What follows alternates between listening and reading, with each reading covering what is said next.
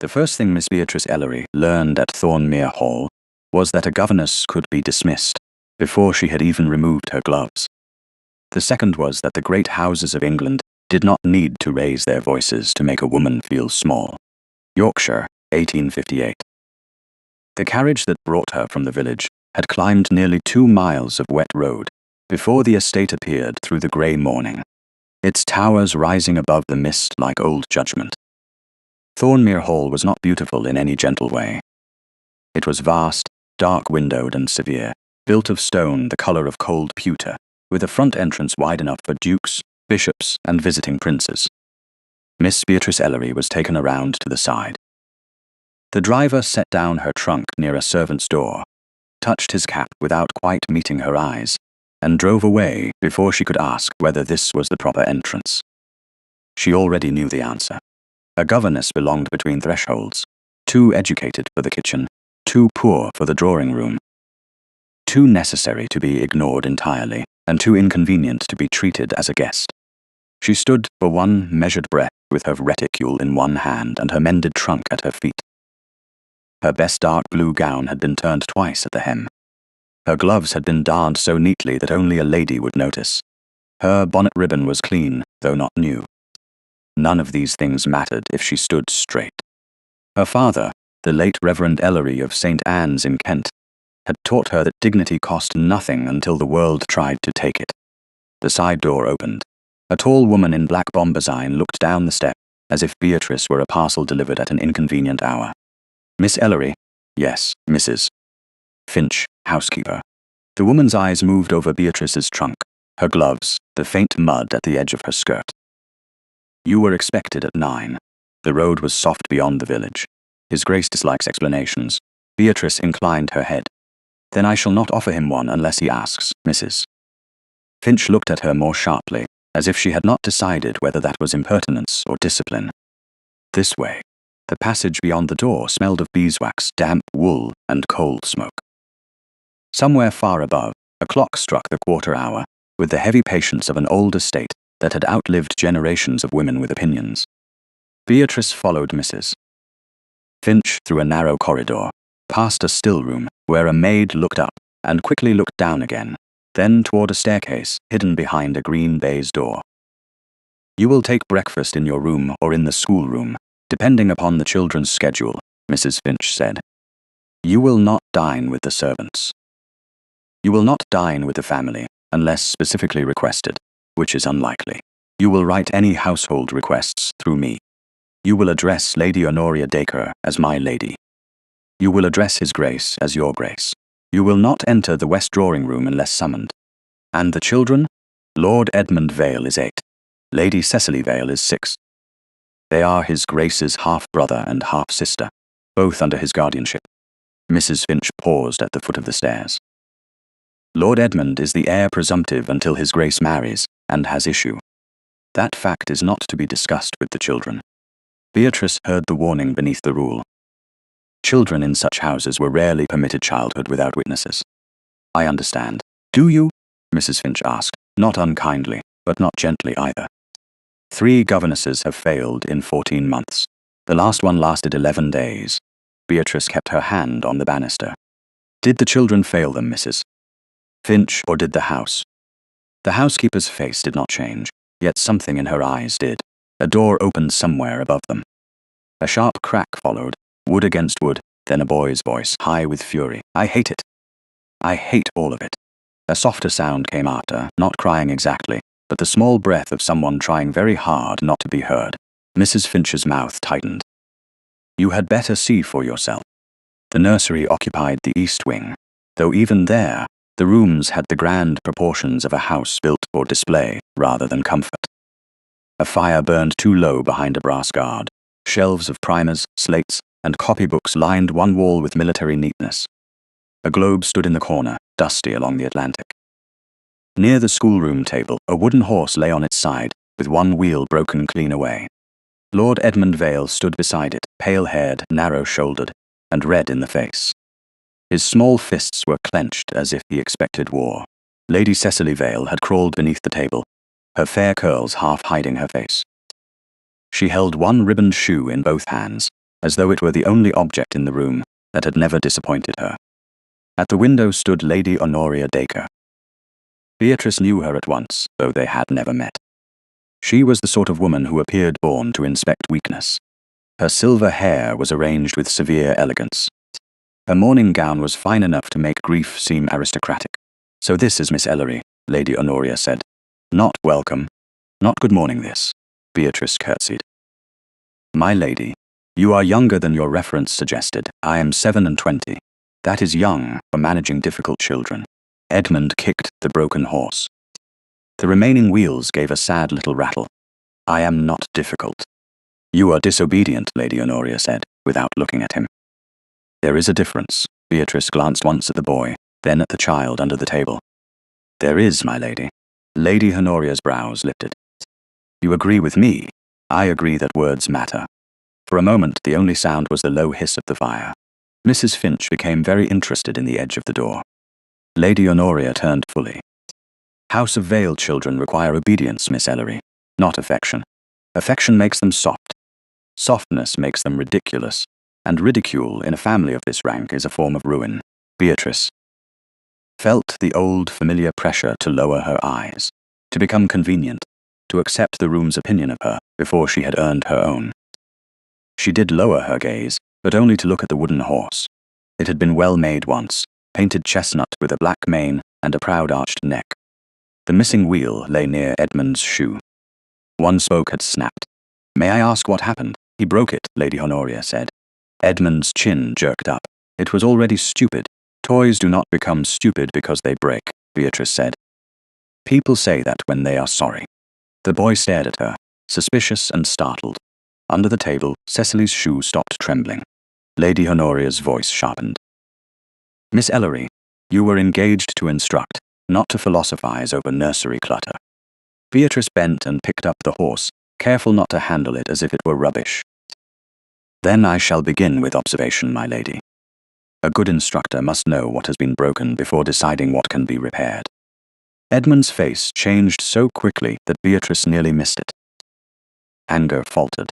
Fear looked out through the crack. Then he snatched the broken wheel from the floor and held it behind his back. "You can't have it. I did not ask to take it. They always take things. Who are they?"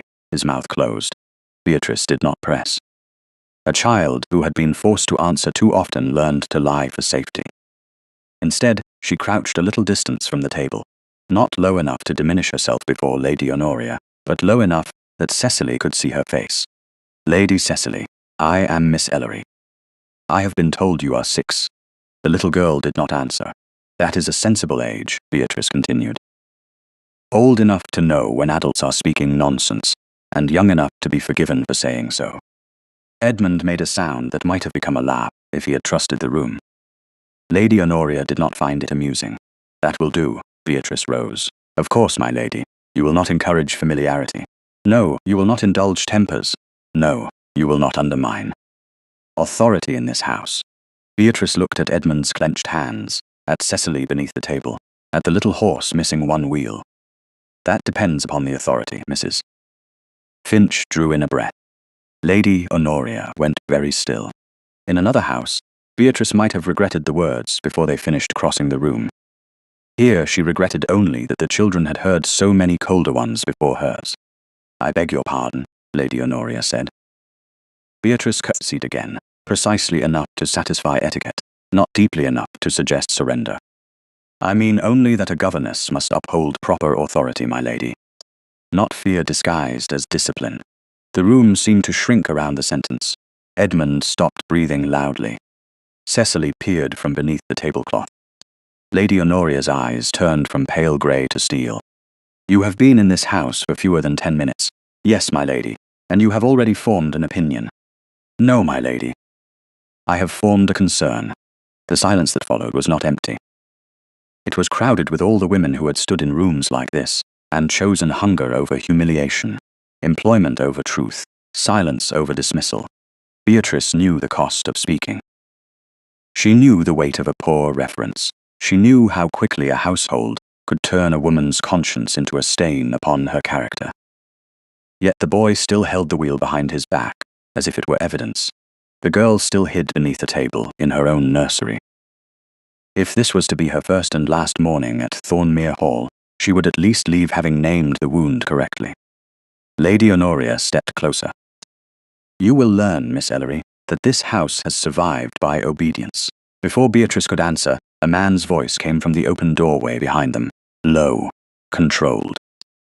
Dangerous not because it was loud, but because it did not need to be. "And who gave the new governess permission to contradict my aunt?" Beatrice turned. His Grace Lucian Vale, Duke of Castamere, stood at the threshold in a dark morning coat, one gloved hand resting on the doorframe. He was taller than she had expected, austere in the way of portraits and winter trees, with black hair, sharp cheekbones, and eyes so dark they seemed to withhold judgment rather than reveal it. Power did not sit on him like ornament. It moved with him like a blade kept sheathed by choice. Mrs. Finch curtsied at once. Lady Honoria's expression softened by a fraction, which somehow made her look more dangerous. Edmund took one step back. Beneath the table, Cecily disappeared completely. Beatrice felt the Duke's gaze pass over the room, the broken toy, Edmund's hidden hand, Cecily's vanished face, Lady Honoria's rigid mouth, and finally settle on her. It was not the look men had given her in drawing rooms when they wished to decide whether poverty had made her available. It was not the glance of employers measuring obedience. It was worse. He looked as though he noticed everything, including the things she had meant to conceal. Beatrice still held the wooden horse, its remaining wheels pressed into her palm. She curtsied. "No one, Your Grace." His expression did not shift. "Yet you did it." "Yes." Lady Honoria gave a soft, satisfied breath, as if Beatrice had just signed her own dismissal. "Because?" the Duke asked. The question was quiet. It was also a test. Beatrice could have apologized. She could have blamed fatigue, nerves, misunderstanding. She could have chosen survival. Instead, she looked down at the one-wheeled horse, then at Lord Edmund's fierce, frightened face. "Because something in this room has been broken, Your Grace, and everyone appears determined to call it disobedience." The Duke went very still. For a moment, neither of them spoke. Then his gaze dropped to the toy in her hand, and Beatrice saw the first small fracture in his coldness. Not softness, not yet recognition. Lady Honoria said, "Lucian, this is precisely the sort of sentimental interference I warned you against." He did not look at his aunt. "Did the horse fall, Miss Ellery?" Beatrice held the Duke's eyes. "I do not know, Your Grace." Edmund's fingers tightened around the missing wheel. Beatrice turned slightly toward the boy, keeping her voice calm enough for the smallest child under the table. "That is why I asked whether he fell or whether he was pushed." The words hung in the nursery. Outside, rain tapped lightly against the glass. Inside, the most dangerous Duke in England looked at the new governess as if she had opened a locked door in his own house, and he had only just realized he no longer possessed the key. For one suspended moment, no one in the nursery moved. Rain touched the window panes with the soft, steady insistence of fingers asking to be let in. His Grace Lucian Vale, Duke of Castamere, remained at the threshold, and the entire room seemed to arrange itself around his silence. Lady Honoria stood straighter. Mrs. Finch lowered her eyes. Lord Edmund hid the broken wheel behind his back, as if it were contraband. Beneath the table, Lady Cecily had drawn her knees to her chest, but one blue eye watched the Duke through the fall of the clock. Beatrice Ellery held the wooden horse and felt the weight of her own words settle after her. Something in this room had been broken. It had sounded braver before the most dangerous man in England looked at her, as though he intended to learn precisely which part of her would bend first. "Leave us," he said. Lady Honoria's lips tightened. "Lucian, I hardly think the children should be left with a woman who begins employment by diagnosing the household." His gaze did not shift toward her. "I did not say the children would remain." Edmund's chin rose. "I'm not going anywhere." The Duke looked at him then, not harshly, but with a cold steadiness that made resistance feel like poor weather against stone. "You will go with Mrs. Finch to the breakfast room." "I don't want breakfast." "Then you may go there and refuse it." A faint flicker crossed Edmund's face. It might have been anger. It might have been relief that the command had not become a battle. Mrs. Finch stepped forward and held out her hand. Cecily did not come from beneath the table until Beatrice set the wooden horse carefully upon the schoolroom table, as though it were a patient resting after surgery. The little girl crawled out, her ribbons crushed, her cheeks pale. She passed Lady Honoria without looking up, then paused near Beatrice's skirt. Her small hand lifted, hovered, and fell again before anyone could accuse her of attachment. That almost touch struck Beatrice more sharply than a plea would have done. Edmund saw it too. He shoved the missing wheel into the pocket of his jacket and marched out before his dignity could be inspected. When Mrs. Finch and the children had gone, Lady Honoria remained. If Miss Ellery is to be corrected, I should remain. If Miss Ellery is to be questioned, the Duke said, I shall conduct it. You are too indulgent where novelty is concerned. At that, he finally turned his head. I have never been accused of indulgence before. Do not begin a fashion. Lady Honoria's face cooled. She gave Beatrice one look, the kind that promised memory, then left the room with the measured dignity of a woman who considered departure temporary. The Duke waited until her steps faded. Then he looked at the door. Open, he said. Beatrice needed a heartbeat to understand he was not speaking to her. A footman, unseen beyond the doorway, stepped into view and opened the nursery door wider. Proper, visible, no closed-door impropriety. Even his suspicion observed rules. That oddly unsettled Beatrice more than rudeness would have done. Bring Miss Ellery's trunk to the small schoolroom chamber, the Duke said, and ask Mrs. Finch to send tea there for the children in 30 minutes. The footman bowed and vanished. The Duke returned his attention to Beatrice. You have been in my house for fewer than 15 minutes. Yes, Your Grace.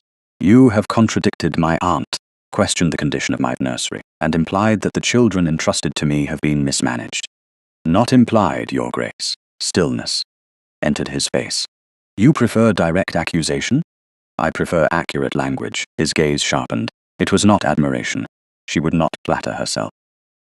It was the look of a man discovering that a locked cabinet contained a drawer he had not known existed. You speak boldly for a woman whose position is not secure. A secure position is a luxury, Your Grace.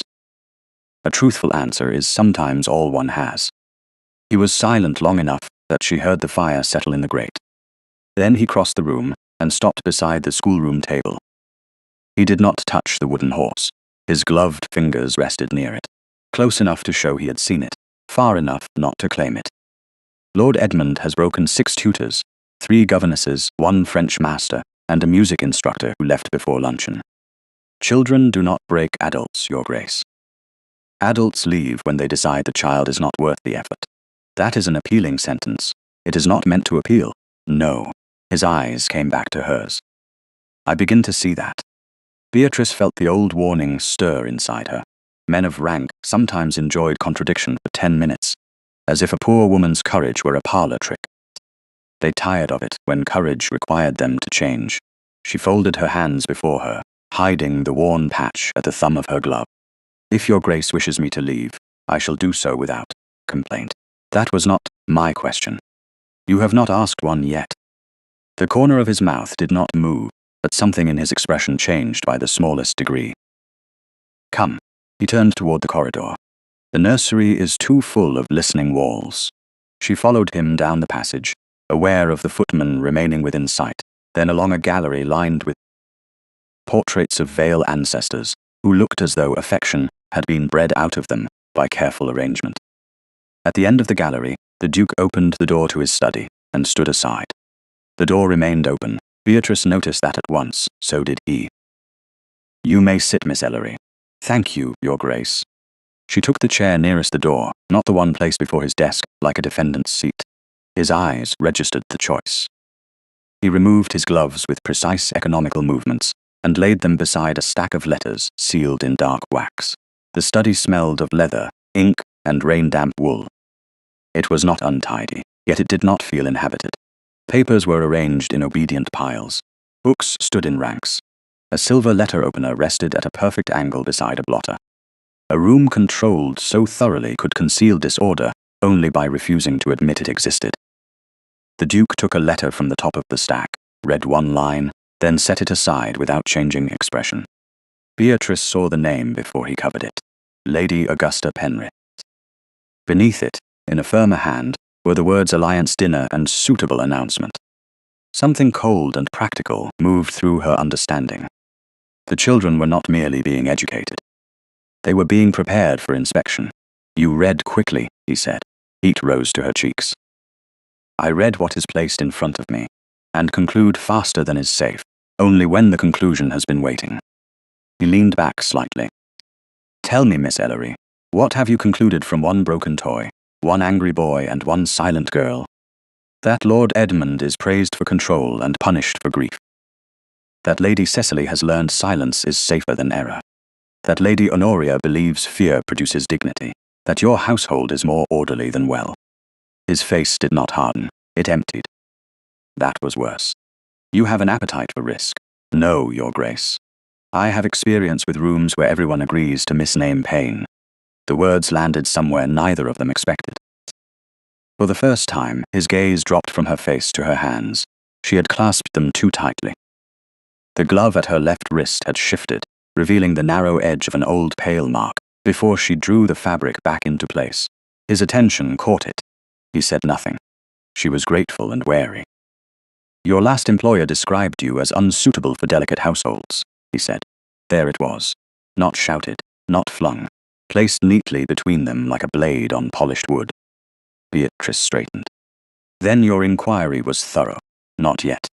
I was dismissed from Calder House for improper influence over a gentleman of the family. That was the phrase they preferred. Was it false? The room seemed to narrow. Beatrice could hear rain against the study window now, harder than before. She had been asked the question by matrons who wanted scandal, by employers who wanted reassurance, by women who were almost kind until reputation frightened them. The Duke asked it without visible hunger. That made it no easier. Yes, why should I believe you? I did not ask you to, he watched her. Most people do. Most people can afford to make belief someone else's charity. His fingers stilled upon the edge of the desk. You dislike charity. I dislike gratitude being demanded before justice is offered. The silence after that was different. Less hostile, more dangerous. A thought had entered him, and he did not yet approve of it. Why did you leave Calder House? Because I refused to lie. About what? Beatrice looked toward the open door. A maid passed in the distant corridor and disappeared. The world of servants moved quietly around them, carrying secrets on trays and in folded linen. About a girl who had no one to speak for her. The Duke's expression changed again, barely. A servant? A scullery maid? Protected by his name? You have proof? No. The answer cost more than she let show. Then you have only your word. Yes, Your Grace. That is a fragile possession. It is the only one no employer has yet managed to take. He looked at her for a long moment, and she understood why people feared him. It was not because he was cruel. Cruelty was common and often lazy. Lucian Vale was something more difficult. He looked until comfort became impossible. He studied gaps, pauses, held breath, repaired gloves, and the space beneath sentences. You will remain for 30 days, he said at last. During that time, no one dismisses you without my written order. Beatrice had prepared herself for dismissal. She had not prepared herself for reprieve. Your Grace, do not look grateful. It was not a gift. I wasn't about to look grateful. This time, the corner of his mouth almost moved. Almost. You will teach the children. You will not encourage hysteria. You will not undermine necessary discipline. And if discipline is being used to hide neglect, you will bring the matter to me. Will Your Grace hear it? He did not answer quickly. She respected him more for that than for any immediate promise. I will hear it, he said. I do not promise to agree. Then I do not promise to be convenient. That, he said, is already apparent. A small knock sounded at the open door. Mrs. Finch appeared with a folded cloth in her hands. On it lay the broken wheel of the wooden horse. Lord Edmund, said Miss Ellery, would know where to put it, she said. Beatrice rose before she could stop herself. The Duke looked at the wheel, then at Beatrice. For a single breath, the study no longer felt like a chamber of judgment. It felt like the place where a child had dared to send back a missing piece. Lucian took the wheel from Mrs. Finch himself. Thank you. When the housekeeper left, he held the little wooden circle in his palm. His hand was large enough to close around it completely, but he did not. "Your patient," he said, looking at the wheel rather than at Beatrice, "has lost more than I thought. Most patients have, Your Grace." He set the wheel beside Lady Augusta's letter. The contrast was absurd and exact, a political marriage on one side, a child's broken horse on the other. Beatrice saw his eyes move between them. For the first time, he seemed not entirely certain, which demanded his attention more. Then he looked back at her. "Begin with geography this afternoon." Lord Edmund dislikes Latin when cornered. Children dislike many subjects when the subject is only a wall with a name. "You are very sure of your methods?" "No, Your Grace. I am sure that the old ones have failed." The rain eased beyond the window. Somewhere below, Edmund's voice rose, not happy, but alive. Cecily's softer answer followed it. The Duke heard both. So did Beatrice. Neither commented. 30 days, Miss Ellery," he said. 30 days, she replied. At the door she paused, because he had not dismissed her with the careless finality of a master, finished with a servant. He was looking at the wooden wheel again. "Miss Ellery." "Yes, Your Grace. If the horse was pushed, I expect to know by whom." Beatrice met his eyes. "So do I." She left the study with her position still uncertain, her reputation still fragile, and her heart far more unsettled than she would ever have admitted. Behind her, in the quiet room of polished wood and sealed letters, England's most dangerous, Duke remained alone with a broken wheel, a proposed bride, and the first governess in years who had not mistaken silence for peace. By 3 o'clock that afternoon, Lord Edmund Vale had decided that geography was a conspiracy, Latin was a punishment, and Miss Beatrice Ellery was likely the sort of woman who smiled before springing a trap. He announced all 3 conclusions without apology from the far end of the schoolroom table, where he had placed himself as if preparing to withstand a siege. Lady Cecily sat nearer the window, her hands folded so tightly in her lap that the knuckles had gone pale. The wooden horse rested between them, not yet repaired, with its missing wheels set carefully beside it. Beatrice had asked permission before touching it again. Edmund had not granted permission. He had also not taken it away.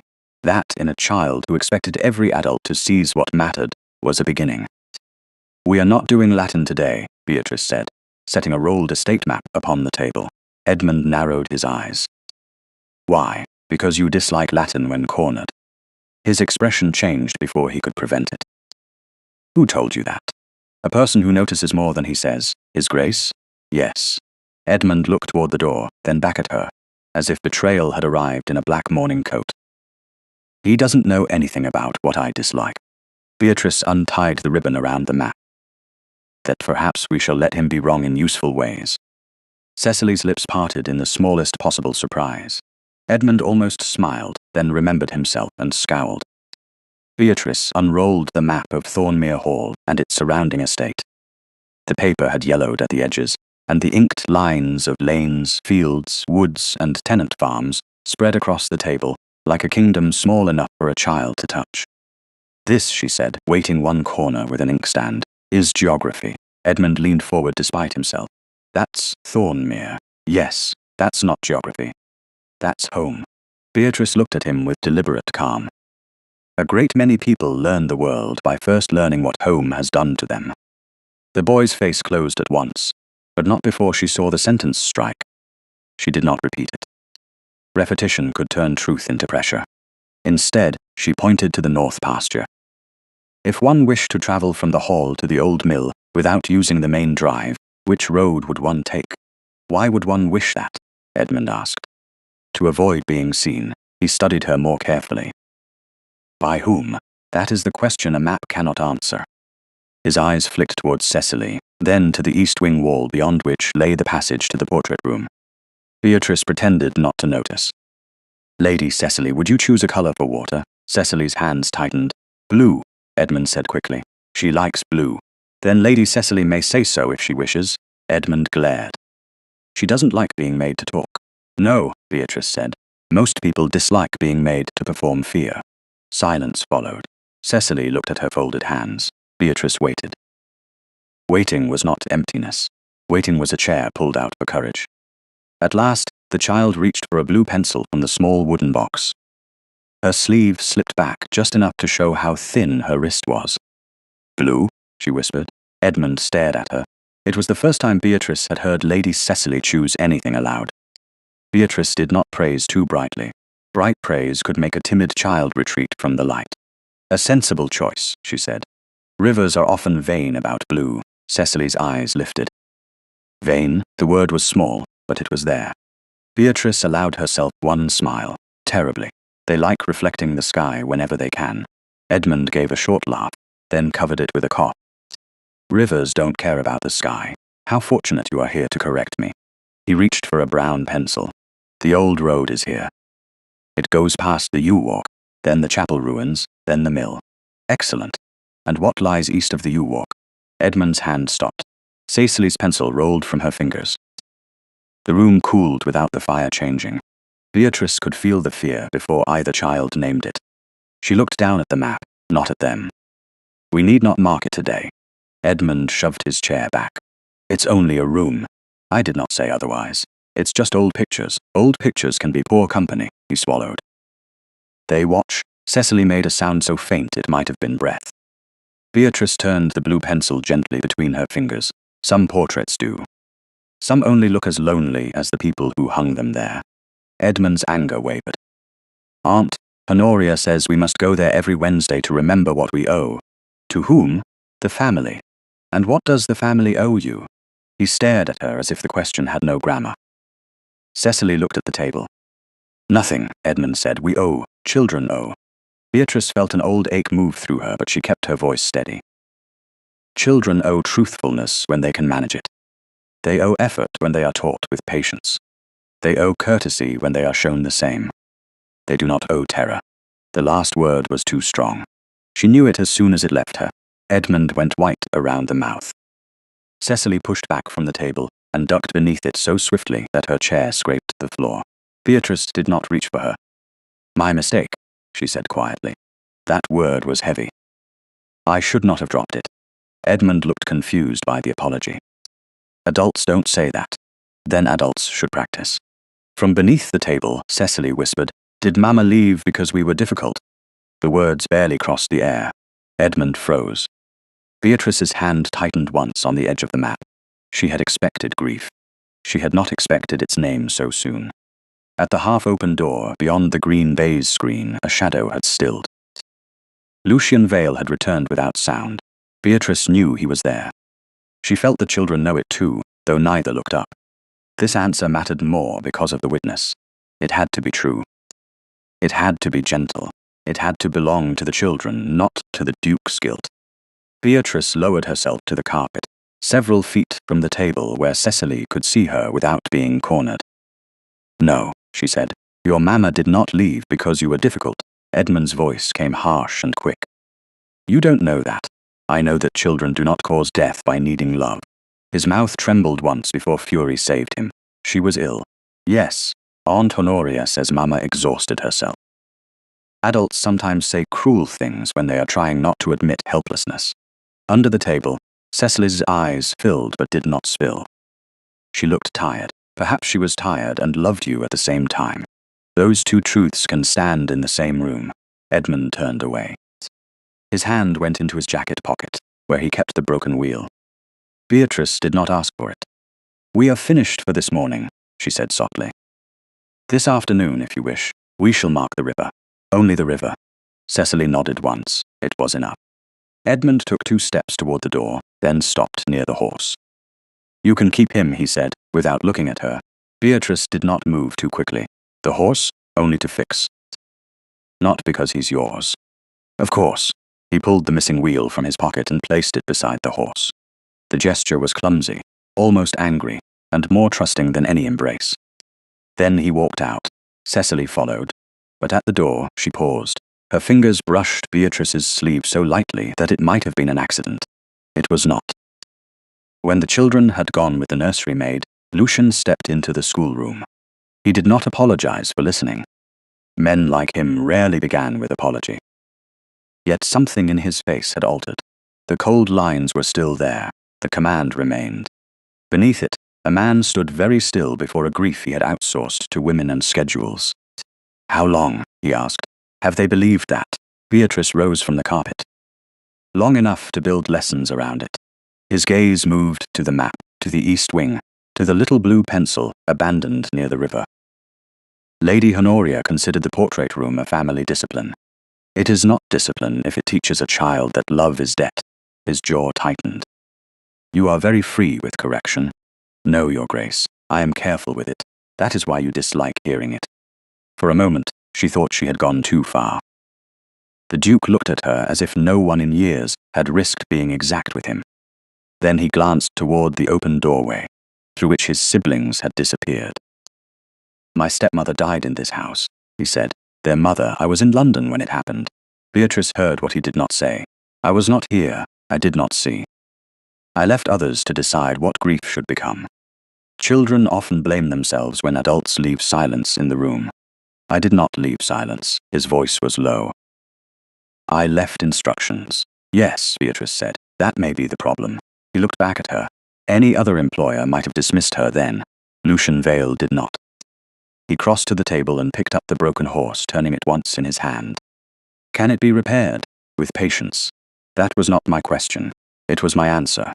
His eyes rested on hers, a shade longer than propriety required, then shifted away with the discipline of a man who trusted restraint more than impulse.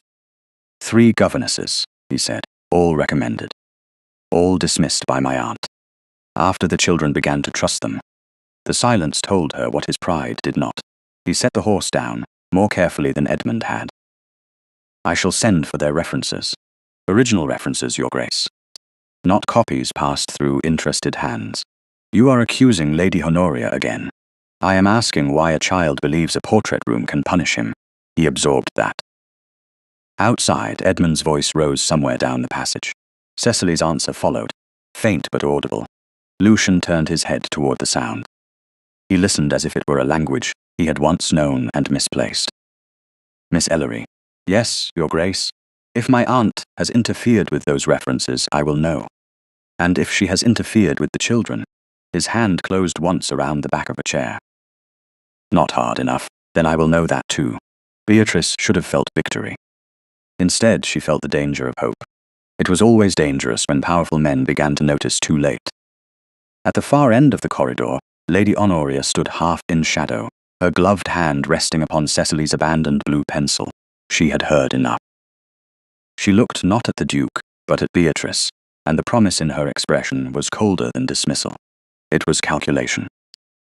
Attachment, she said softly to no one at all, is the first disorder to correct. Then she closed her fingers around the pencil and walked away. By the time the dinner bell rang at Thornmere Hall, Beatrice had learned that Lady Honoria Dacre did not raise a hand when she wished to strike. She arranged a room. She chose a chair. She placed a child where fear would be mistaken for bad manners, then waited for society to do the rest. The order came at 6:30, carried by Mrs. Finch with a face carefully emptied of opinion. Lady Honoria wishes Lord Edmund, and Lady Cecily brought to the drawing-room before dinner. You are to accompany them. Beatrice looked up from the schoolroom table, where Cecily had been tracing the river on the estate map with a blue pencil, and Edmund had been pretending not to watch her progress.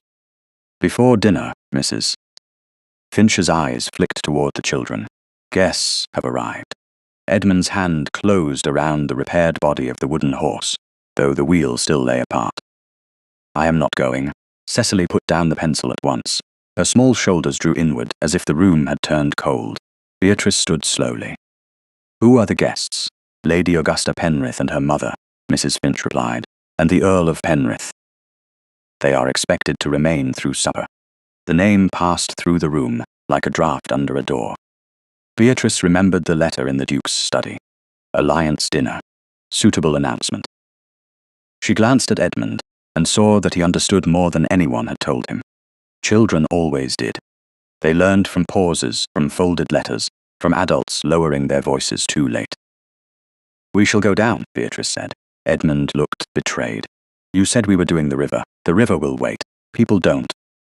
His voice was bitter, too adult for 8 years old. Beatrice crossed to him and lowered her voice. Then we shall not give them more of you than they deserve. He stared at her. Cecily looked up.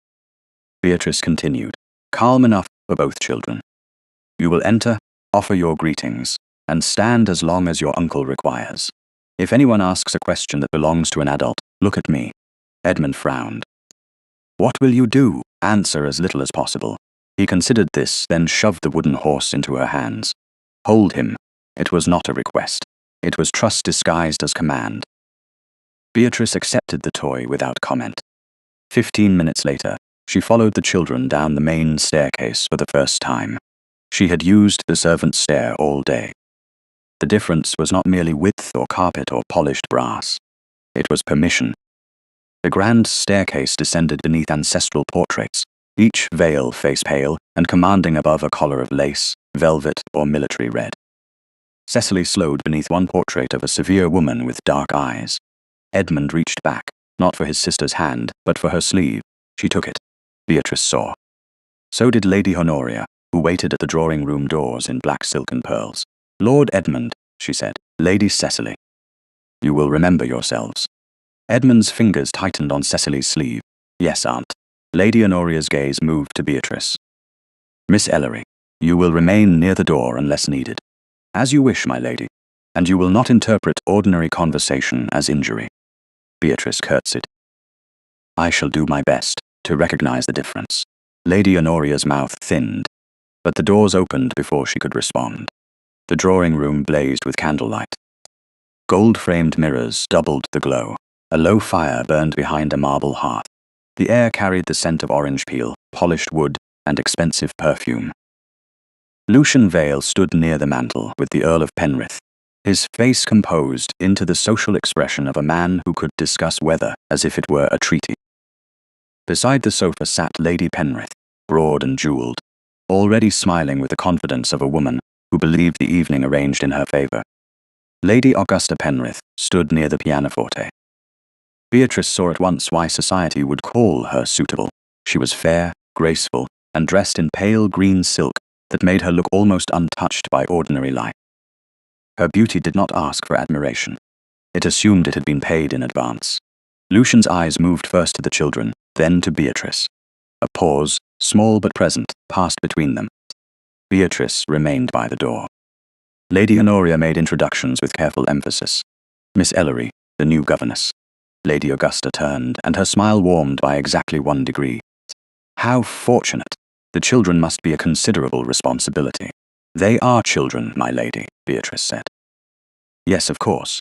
Augusta's gaze drifted over Beatrice's mended gloves, her plain gown, and the wooden horse partly hidden at her side. And you speak very well for a governess. The insult was silk-wrapped. Several adults smiled because they were allowed to pretend it was kindness. Beatrice inclined her head. My father was particular about grammar. A clergyman? Yes, how useful. Gentle birth is so often most visible after one has lost the advantages of it. Lady Honoria's eyes rested on Beatrice with quiet satisfaction. Edmund stepped forward. Miss Ellery teaches better than Mr. Prowse did. Lady Honoria's voice cut in. Lord Edmund. Beatrice looked at the boy once. He pressed his lips together. Lucian had seen it all. His face gave nothing away, but his attention sharpened. Lady Augusta moved toward Cecily, bending with graceful concern. And you must be Lady Cecily. What a pretty child. Do you play? Cecily looked at the floor. She is shy, Lady Honoria said. We are correcting it. How sweet, Augusta said. A little shyness is charming, provided it does not become stubbornness.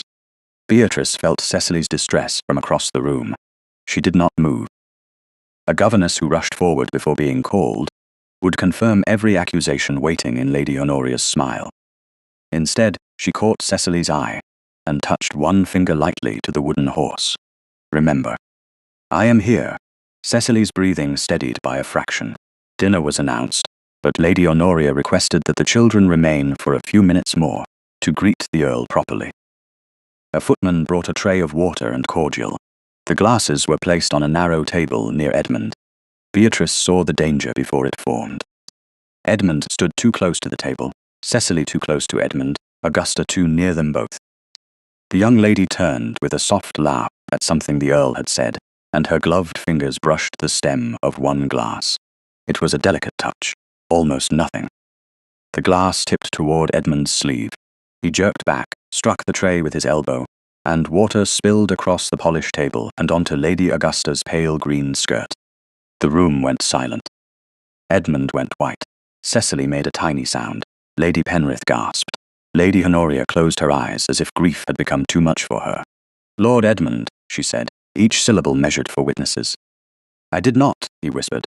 "I didn't do it. You struck the tray." She moved it. His voice rose, desperate now. "She did. She touched it." Lady Augusta looked wounded, not angry. That was worse. "I am certain he did not mean it. Boys are so spirited." The Earl's brows drew together. Lady Penrith dabbed at Augusta's skirt and murmured about stains. Lady Honoria turned toward the Duke. "You see, Lucian, why presentation matters, influence matters, control matters." Edmund stared at his uncle. Beatrice saw the child waiting to be disbelieved. She stepped forward.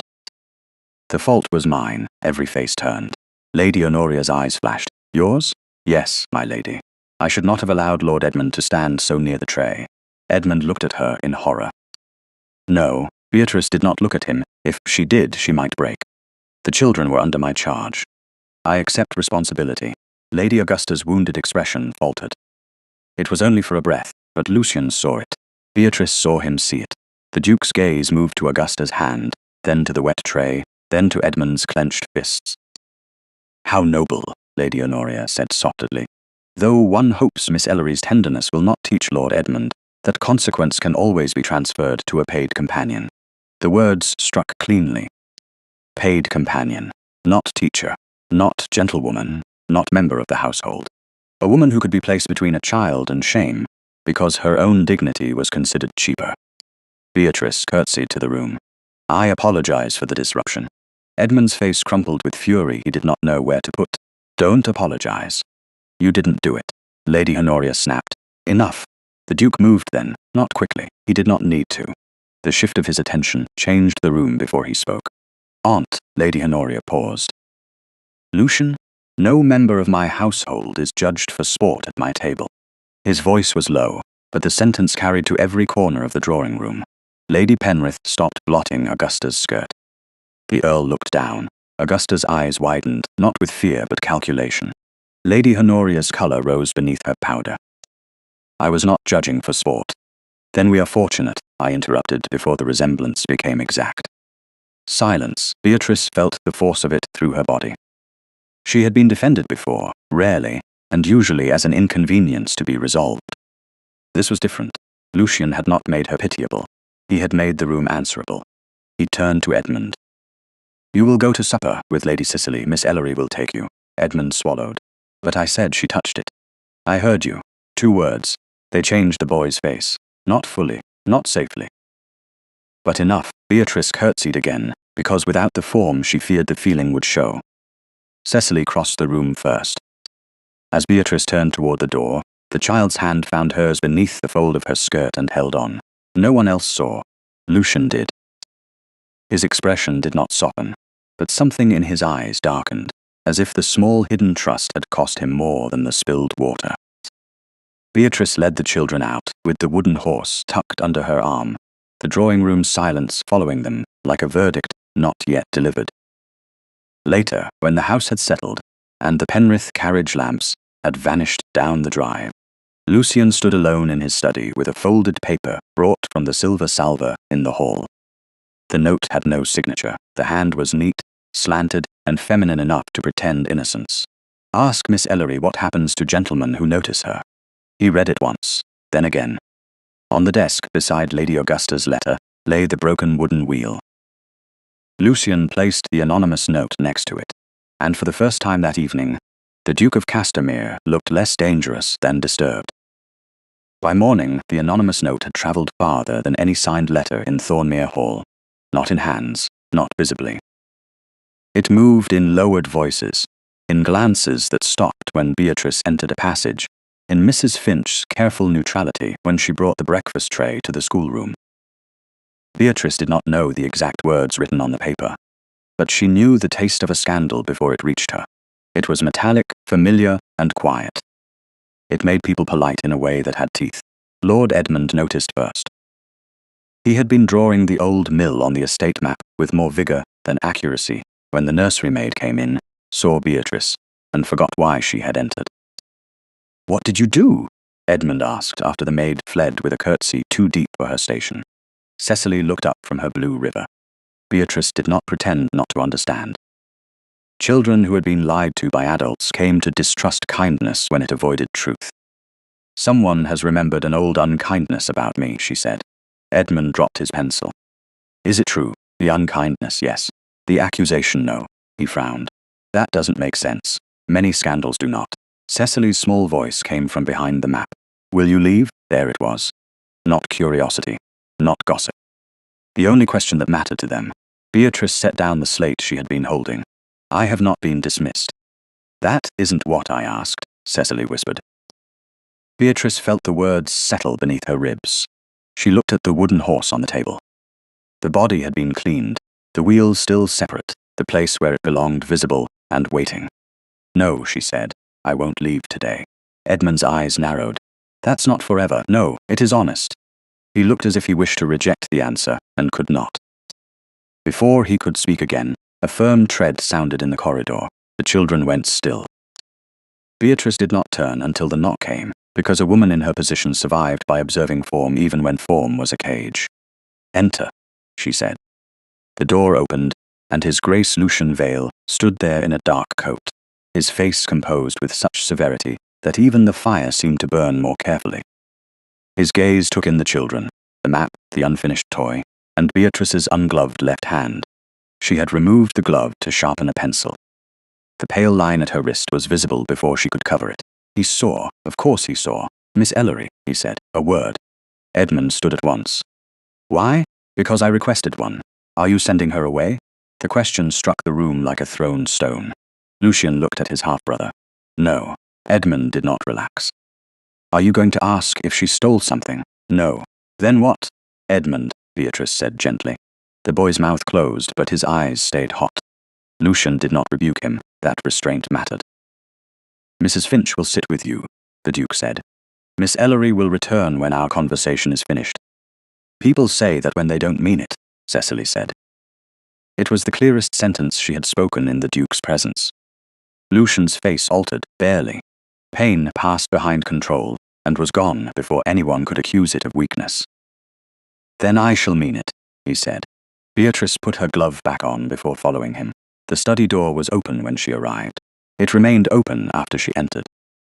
A footman stood at a respectful distance in the corridor, close enough for propriety, far enough not to hear every word. On the Duke's desk lay 3 things: Lady Augusta's letter, the broken wooden wheel, the anonymous note. Beatrice saw the handwriting and stopped breathing for 1 clean second. Lucian noticed that too. You recognize the hand? No. But you recognize the method. It was not a question. Beatrice looked at the note without touching it. The words were worse in their restraint than a vulgar accusation would have been. Ask Miss Ellery what happens to gentlemen who notice her. She folded her hands in front of her. The left glove felt too tight over the scar. Who sent it? That is one of several things I intend to learn. Your aunt has read it. Not from me, the answer told her enough. Lady Honoria knew, whether through a servant, a guest, or her own design. Beatrice turned toward the window. Rain had ended, leaving the glass dull with mist. The park beyond looked peaceful in the dishonest way great estates often did from a distance. You wish to ask about Calder House? Yes, then ask. He came around the desk, but did not approach too closely. Were you improperly attached to Mr. Adrian Calder? She had expected the phrase. It still cut, not because it was true, because it had once been useful to people who needed it to be believed. No, was he attached to you? He was attached to what he believed poverty made available. Lucian's expression sharpened. Did he compromise you? No, her voice was steady. She was grateful for that. He tried to compromise a maid who had even less protection than I did. Her name was Mary Trewin. She was 17, frightened, and employed below stairs. I found her crying in the linen passage, after he had cornered her with promises that sounded generous only to someone who had never possessed a choice. Lucian's hand closed once at his side. What did you do? I told Mrs. Calder, and Mrs. Calder told me a gentleman's spirits were sometimes misunderstood by young women eager for notice. Good God. The words were quiet, not profane in temper, but human in shock. Beatrice went on. because stopping would make the memory larger. Mary tried to leave without her wages. I gave her what little money I had and brought her my cloak. Mr. Calder found us near the service door. There was an argument. He said I had encouraged Mary to invent a tale because I wished to draw his attention myself.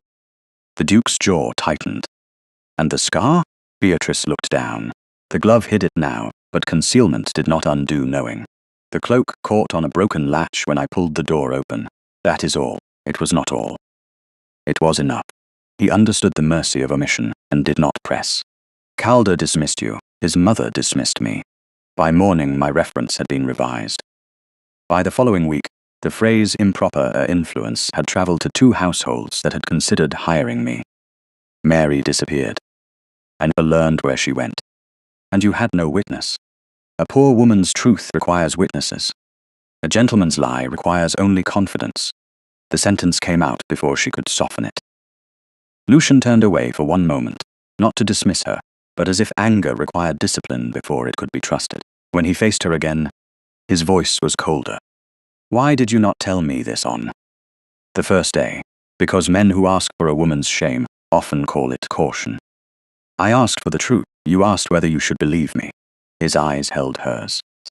And now you are deciding whether a story without proof is worth the inconvenience it may cause your house. The study seemed to still around them. In that stillness, Beatrice realized she was no longer merely defending herself. She was testing him, though she had no right to test a duke and no safety if he failed. Lucian walked back to his desk, picked up the anonymous note, and set it beside the unfinished wheel. This was meant to make me look at you differently. It usually succeeds, does it? She looked at him then, fully. You are looking at me now. His gaze did not leave hers. Yes, the word was stripped of ornament. It should have frightened her more than it did. And what do you see, Your Grace? He did not answer with flattery. That would have been easier to distrust. A woman accustomed to standing where society can strike, without leaving a visible mark. Beatrice felt something in her chest loosen, then immediately guarded against it. Recognition was dangerous. Especially from powerful men, especially from lonely ones. Recognition is not proof, she said.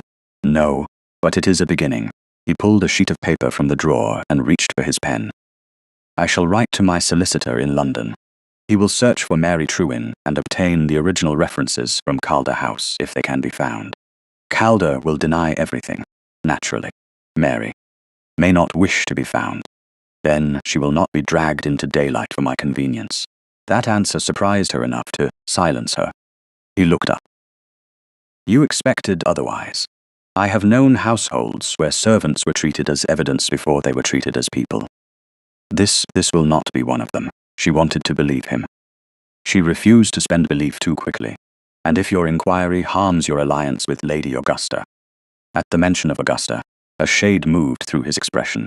Duty, calculation. The cold machinery of title and estate. Lady Augusta is not relevant to Mary Trewin. Women become relevant to one another in houses where men make decisions. He absorbed the correction, and for the first time he did not appear offended by it. Then I shall endeavour to make fewer decisions in ignorance. A sound came from the doorway, not the footman. Smaller, Beatrice turned. Cecily stood just beyond the threshold with the wooden horse held in both hands, the missing wheel balanced carefully on its back. Mrs. Finch hovered behind her, alarmed but silent. I'm sorry, Cecily whispered. He said the horse needed Miss Ellery. Who said? Beatrice asked softly. Edmund. Lucian looked at his sister, then at Beatrice, then at the toy. The child had crossed half the house to return a broken thing to the woman accused of attracting ruin. No speech in any drawing room could have defended Beatrice so purely. Beatrice went to the door and knelt just enough to meet Cecily's eyes. Thank you for bringing him. Cecily leaned closer and whispered, Don't go because of the note. Beatrice's throat tightened. She did not touch the child without permission. I will do my best to stay. Cecily nodded, solemn as a queen, and allowed Mrs. Finch to guide her away. When Beatrice rose, Lucian was watching the empty doorway. His face had gone still again, but not cold, disturbed, moved against his will. Your patient, he said at last, has loyal attendants. He has frightened ones, and you. The question was too quiet. Beatrice picked up the wooden horse and set the wheel beside it on his desk, between the note and the marriage letter. I am still deciding whether this house repairs what it breaks. She curtsied and left before her voice could betray the tremor beneath it.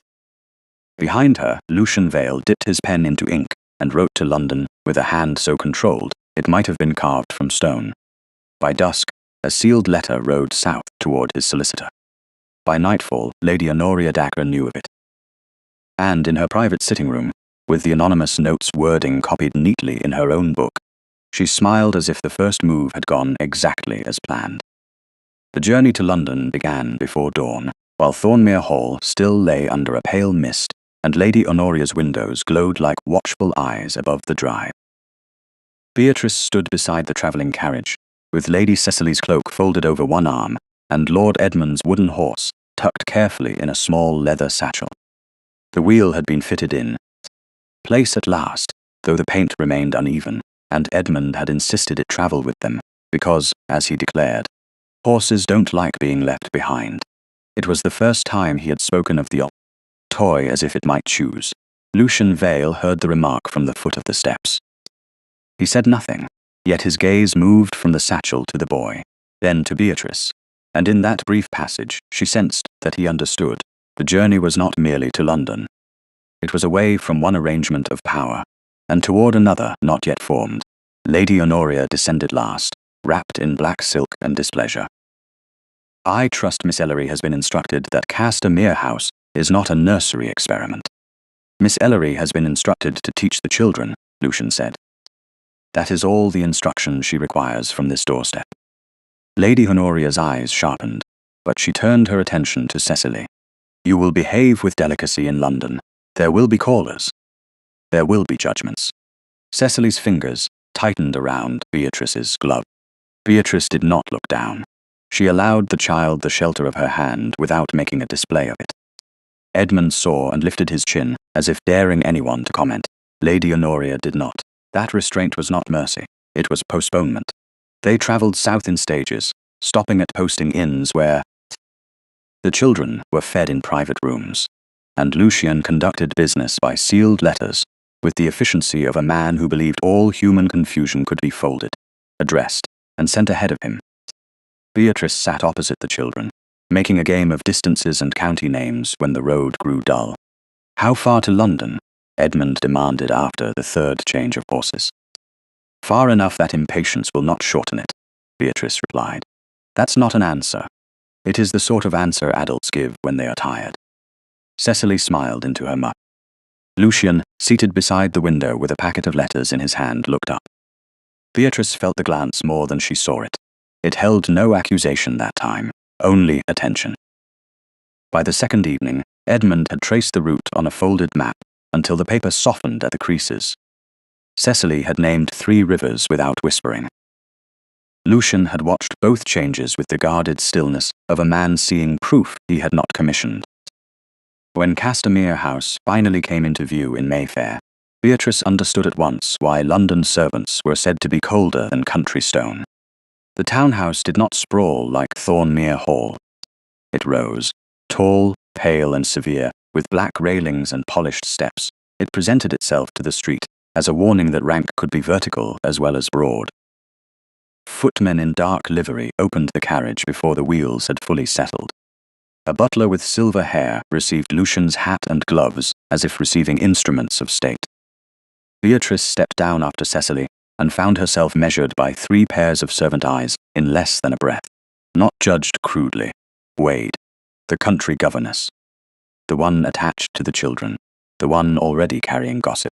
Miss Ellery will have the room adjoining the day nursery, Lucian said to the butler. Lady Honoria, who had arrived in the second carriage, stiffened. Surely a chamber on the upper passage would be more appropriate. The children must not become dependent. They are children, he said. Dependence is not a moral failure.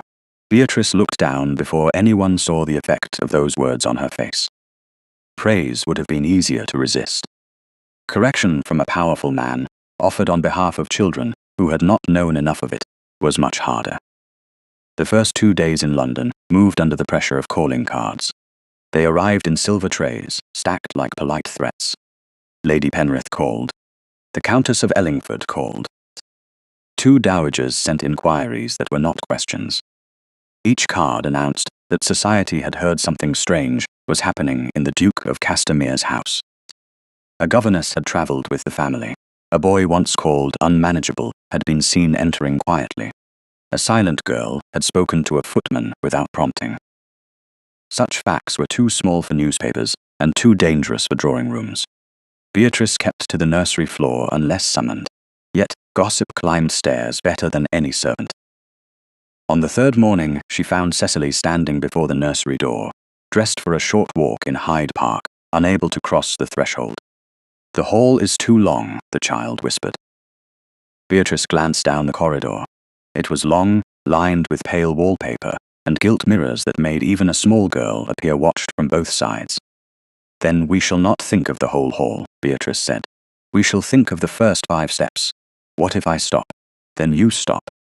A quiet voice is still a voice, and a still foot is still yours." Cecily looked up. "Aunt Honoria says stopping is weakness. Aunt Honoria mistakes movement for courage." Edmund, already in his cap and gloves, made an impatient noise. "I can walk first." "You may," Beatrice said. "But not as a commander, as a brother." He considered refusing, then offered Cecily his sleeve with all the awkward solemnity of a young lord, copying a portrait. Cecily took it. They walked 5 steps, then 5 more. At the bend in the corridor, Beatrice became aware of Lucian standing near the library door he had heard. She knew it from the way his gaze rested on Cecily, not with surprise, but with something quieter and more difficult. Regret, perhaps, or the first draft of tenderness. "Your Grace," Beatrice said. He inclined his head. "Miss Ellery." The title had been the same since her arrival, yet it sounded different in his mouth now, softer at the edges, as if he had forgotten to make it cold. He seemed to realize it too, because his expression disciplined itself at once. "The carriage is waiting." "We were told to walk," Edmund said suspiciously. "You were told to take the air." "I did not specify the method." "A carriage for the park?" Beatrice asked before she could stop herself. "A proper one," Lucian said, "with a chaperone and footman." His eyes met hers. "London watches more closely than Yorkshire. It shall not watch you unprotected." The words should have comforted her. Instead, they unsettled her. Protection in her experience often arrived shaped like possession. Yet there was no command in his tone demanding gratitude, only provision. "Thank you, Your Grace," she said. "You're welcome," he replied, and the contraction in his voice sounded almost private. The park outing became the subject of 3 new calling cards by evening. Lady Honoria brought the tray into the small sitting room off the nursery, as if presenting evidence. "You see what comes of blurred stations." The Duchess of No One, riding in a Castamere carriage with the Duke's siblings. Beatrice stood near the work table, where Edmund had been painting the wooden horses, repaired wheel too dark a brown. "The carriage was his Grace's order, my lady. That does not make it wise." "No, my lady." The agreement, too calm to be satisfying, irritated Lady Honoria more than defiance would have done. She turned to Edmund. "You should not require Miss Ellery beside you at every outing." Edmund dipped the brush again. "I didn't require her." "Then you can do without her." His hand stopped over the wheel. Beatrice saw the trap, so did Cecily, whose ribbons slipped from her fingers. Before either child could speak, Lucian entered with a letter in his hand. "Aunt, the Penrith dinner will be discussed after luncheon, not in the nursery." Lady Honoria's face smoothed. "I was merely reminding the children of proportion. Then I am pleased to relieve you of the task." She left with a curtsy that could have sliced paper. When the door closed, Lucian gave Beatrice the letter. "From my solicitor." Beatrice did not open it. "Should I read it?" "You should know what concerns you." Her fingers tightened at the seal. Inside was a brief report. Mary Trewin had not been found, but a maid matching her description had been seen in London under another name. More troubling, one of the old references for a previous governess at Thornmere Hall contained phrasing almost identical to the anonymous note sent about Beatrice. Improper influence. Dangerous attachment. Unsuitable for delicate households. This was used before, Beatrice said. Yes, Against whom Miss Althea Grant dismissed 6 months before you arrived, after the children began to trust her. Lucian's silence answered. Edmund had gone very still. Cecily stared at the painted wheel. Did Miss Grant leave because we were difficult? Cecily asked. Lucian looked at his sister. The old version of him might have offered instruction. The new one, not yet steady, chose truth with visible effort. I do not know, he said, but I intend to find out. Edmund's brush fell onto the cloth. And if Aunt Honoria made her go? Then I should have known sooner. The admission did not excuse him. That was why it mattered. Beatrice watched the children hear it. Edmund looked away first, not ready to forgive a failure he had not been allowed to name. Cecily reached for the wooden horse and pushed it once across the table. The repaired wheel turned unevenly, then steadied. A small sound escaped Edmund. A laugh, this time undeniable. Cecily smiled. The sound changed the room more than any command could have done. Lucian looked at them, and something in his face gave way before he could hide it. Not much. Enough. Beatrice felt the moment strike her with dangerous warmth. A man might defend a woman out of pride. He might investigate from suspicion. But no cold strategist looked at children that way, unless some part of him had begun to remember home. At the doorway, unseen by the children, Lady Augusta Penrith stood with one hand still lifted as if she had been about to knock. Her gaze moved from Edmund's laughter to Lucian's face, then to Beatrice's hand resting near the wooden horse. By the time she announced herself, her smile was perfect again. How charming, she said. I had no idea the nursery had become the liveliest room in Castamere House. Lucian turned. Beatrice saw the calculation in Augusta's eyes before the words had fully faded. The young lady had come expecting to inspect children, prepared for a duchess. Instead, she had found a governess making them laugh, and the Duke of Castamere watching as if laughter were a language he had been starving to hear.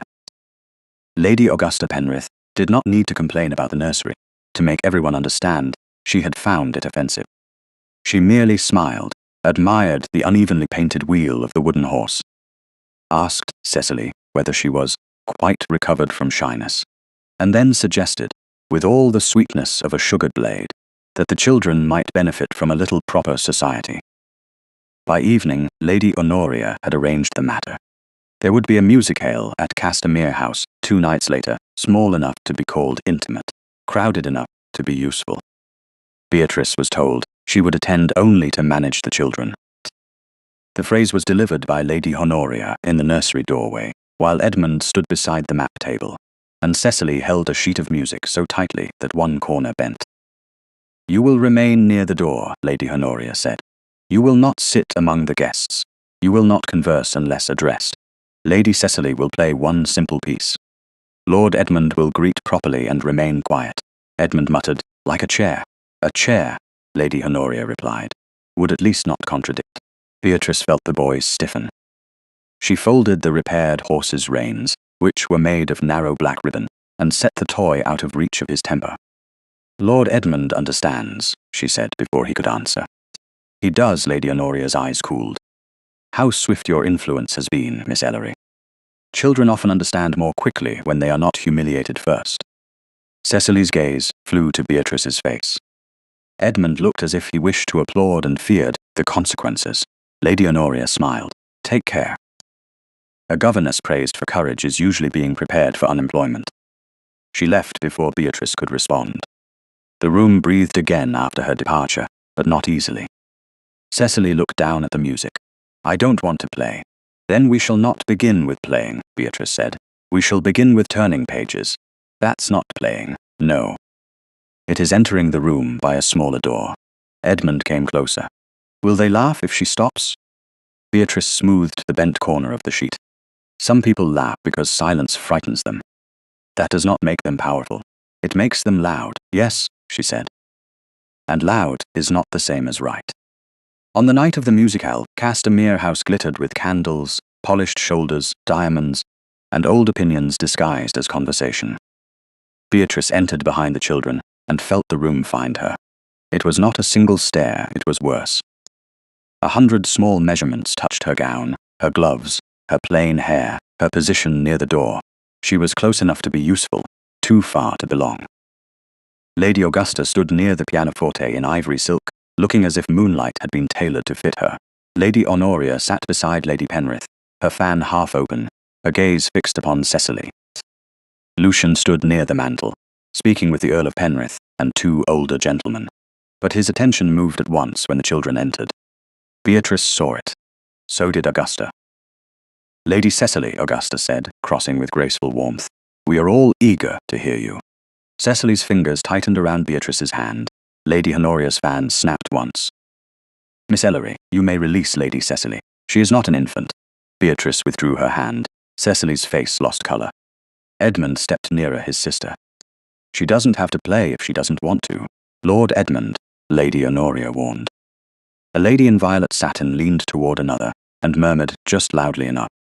The boy grows more spirited by the day. I wonder whether the new governess encourages it. Another voice answered. One hears she encouraged a gentleman once. The words slid under the music and found Beatrice with practiced accuracy. Her breath paused, then returned. She did not turn. She would not give them the pleasure of seeing the wound register. Augusta's eyes softened falsely. Oh, Miss Ellery, you look pale. Are you unaccustomed to company? Beatrice inclined her head. I am accustomed to many things, my lady. How mysterious. A small ripple of amusement passed through the nearest guests. Cecily took one step back. The sheet music trembled in her hand. Beatrice looked at the child, not at the room. Lady Cecily, she said gently, shall I stand where you can see the pages? Miss Ellery will remain near the door, Lady Honoria said. The child must learn independence. Lucian's voice came from across the room. Independence is not learned by abandonment. The room quieted, not fully enough. He left the mantel and crossed to the pianoforte with the unhurried authority of a man for whom space opened by habit. Miss Ellery, he said, will turn the pages. Lady Honoria's fan stopped. Lucian, that places her among the guests. It places her beside the music. He looked toward Beatrice. If she is willing. The final word struck her with more force than the permission. If she is willing. Not come, not do as I require. A question offered in a room built to deny her one. Beatrice curtsied. I am willing, Your Grace. She moved to the pianoforte, aware of every gaze following her path. Cecily sat on the bench. Beatrice stood beside her, close enough to see the child's breath flutter, far enough not to crowd her. Edmund remained just behind them, his small chin set in defiance of the entire company. Cecily placed her fingers on the keys. Nothing happened. A cough sounded from the back of the room. Lady Penrith whispered something behind her fan. Beatrice turned the first page, though no note had been played. Cecily looked up. Too soon, she whispered. Then we shall begin again, Beatrice whispered back. I don't think I can. You can begin with one note. What if they hear the wrong one? Then they will know the piano works.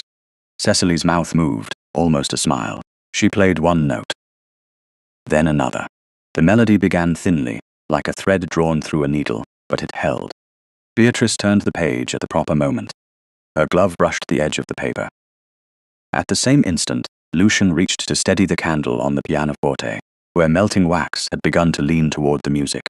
His hand came down near hers. Their fingers touched. It was nothing. A mistake of position, a breath of contact through gloves, yet the room vanished for one dangerous second. Beatrice felt the warmth of his hand, the restraint in the way he did not withdraw too quickly, then the discipline with which he did. His eyes met hers. No smile, no impropriety. Only a silence that seemed to ask whether she had felt the same sudden fracture in the air. She looked back to the music before her face could answer. Cecily finished the piece. The final note trembled, but it did not fail. Applause began politely, then grew when Lucian himself inclined his head to his sister with grave respect. Cecily looked stunned. Edmund grinned before remembering he had meant to be stern. Well done, Beatrice whispered. I didn't stop. Cecily breathed. No, I wanted to, that is why it counts. Before Beatrice could step away, Lady Augusta approached, smiling for the room. How touching. Miss Ellery, you have quite a gift for making yourself necessary. The applause faded. The sentence remained. Beatrice felt the old trap open. Necessary could become presumptuous in one more breath. Attached, improper, dangerous. Lucian looked toward Augusta, but Beatrice spoke first. Children require consistency, my lady. If that appears necessary, perhaps it is because it has been absent. Augusta's smile hardened by a fraction. A lady nearby gave a soft gasp. Lady Honoria rose. Miss Ellery forgets herself, Beatrice curtsied, not to surrender, but to prove she knew exactly where she stood. No, my lady, I remember perfectly. The room went still. Lucian moved then, not between Beatrice and the women, but to her side. That distinction struck her like a bell. Miss Ellery is here under my invitation, he said. Any concern about her presence may be brought to me. No one answered. Rank had entered the room and closed the mouths that courtesy had left open. Yet Beatrice did not feel rescued in the usual way. She had spoken. He had not erased it. He had stood beside it. Edmund reached for Cecily's hand and squeezed it where no one could see. Beatrice saw. Lucian saw too. Across the room, Lady Honoria turned slightly and caught the eye of a Penrith footman waiting near the refreshment table. Her fingers moved once, small as a moth's wing. The man crossed near enough for her to pass him a folded envelope beneath the cover of her fan. It lasted less than a second. It was meant to be invisible. Lucian's gaze sharpened. Beatrice, still standing beside the pianoforte, saw his attention shift and understood that he had noticed something the room had not. A new current moved beneath the candles and compliments. Augusta resumed smiling. Lady Honoria resumed sitting. The guests resumed breathing. But the evening had changed. By dawn, London would be told that the Duke of Castamere's governess had commanded his drawing room. By midnight, in a servant's hand, Lady Honoria's envelope would leave Castamere House. And before the last guest departed, Beatrice knew with a certainty that settled coldly in her bones that she had not merely been judged. She had been marked. The morning after the music hale, the gossip arrived before breakfast, folded in cream paper and carried on polished trays as if malice became respectable when delivered with tea. Lady Honoria read one note in the small sitting room, smiled without warmth, and said only, "London has begun to notice." Beatrice heard the words from the nursery passage, where she stood with Cecily's music book in one hand and the repaired wooden horse in the other.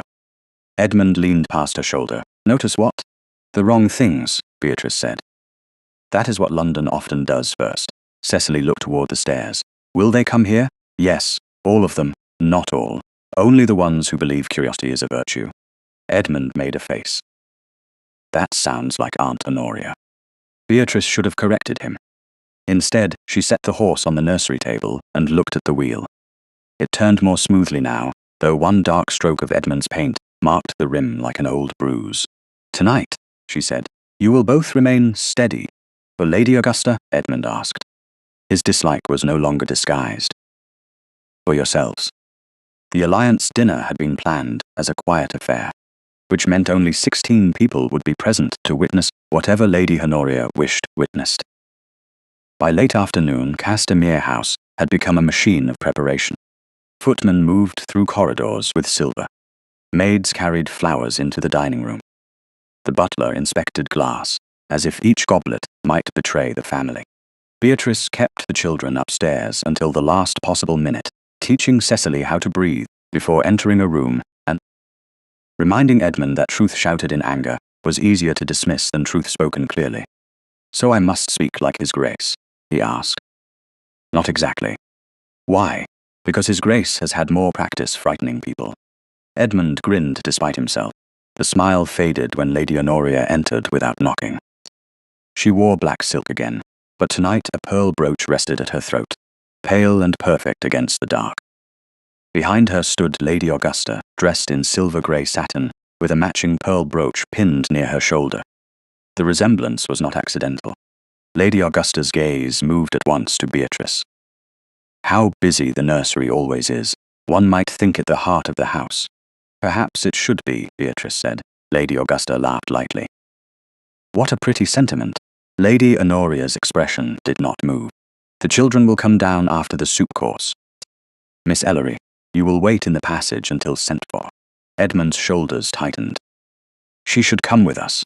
Miss Ellery is not a dinner guest." Beatrice laid one hand on the back of Edmund's chair. "I shall be nearby."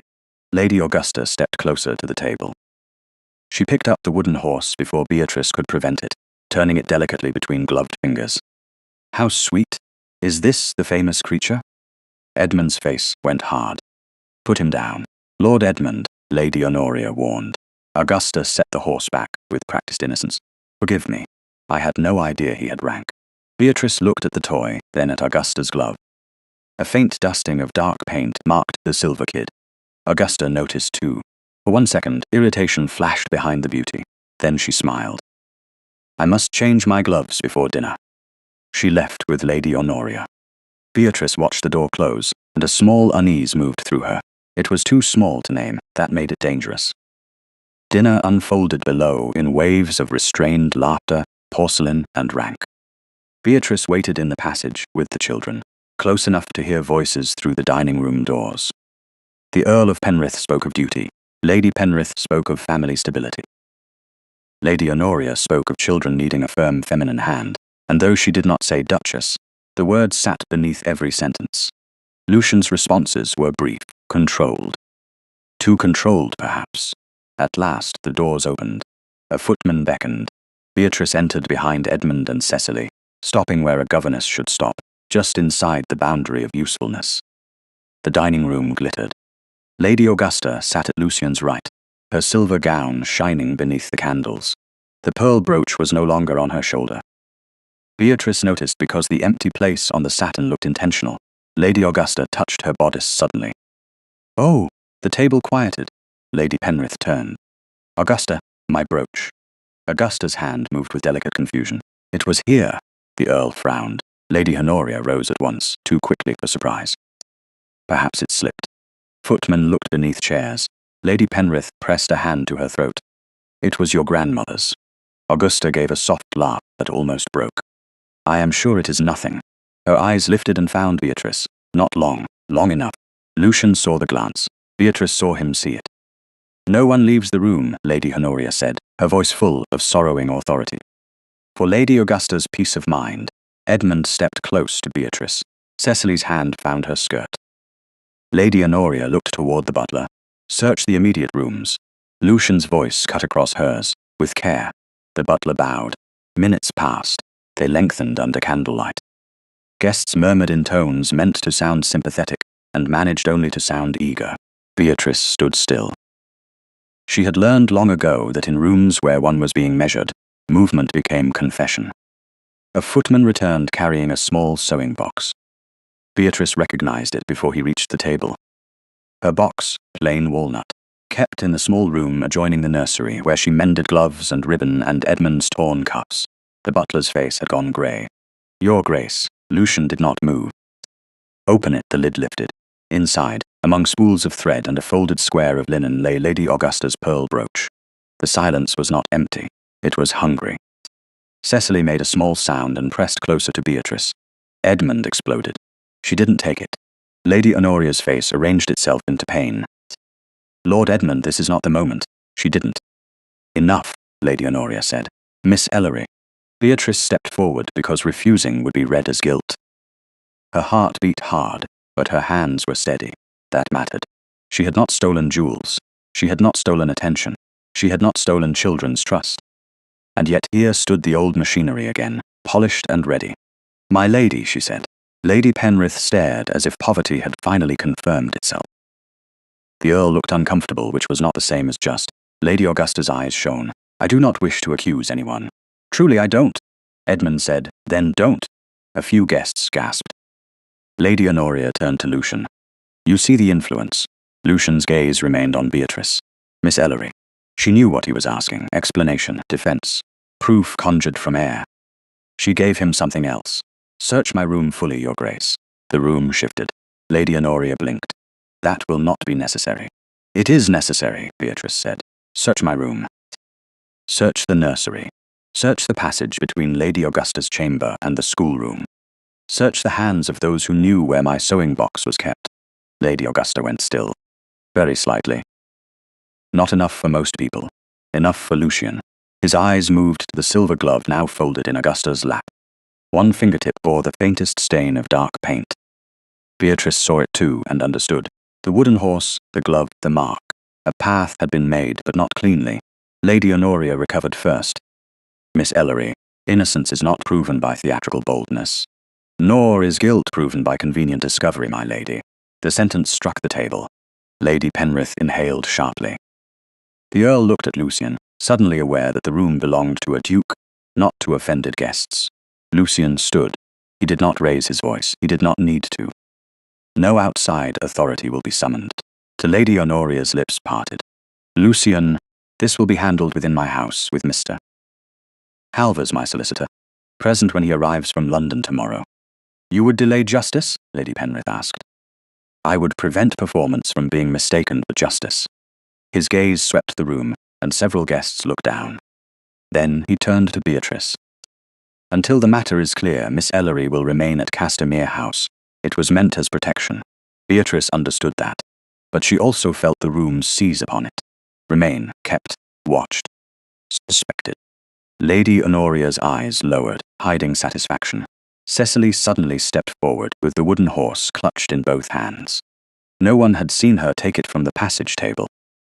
She held it out to Beatrice as if returning a crown after a failed execution. Miss Ellery doesn't steal broken things, she whispered. The words were small. They devastated the room. Beatrice took the horse because refusing would wound the child. Her fingers closed around the repaired wheel. Thank you, Lady Cecily. Edmund stood beside his sister, pale and furious. I said she didn't do it. Lucian looked at the children, then at Beatrice. Something like regret entered his face before command covered it. Mrs. Finch will take the children upstairs. No, Edmund said. Yes, Lucian replied, and the boy flinched at the finality. Beatrice wished the Duke had chosen softer. She wished he had chosen her aloud. Yet wishing did not change the brooch in the box, the guests at the table, or the old stain of scandal waiting to spread. Mrs. Finch led the children away.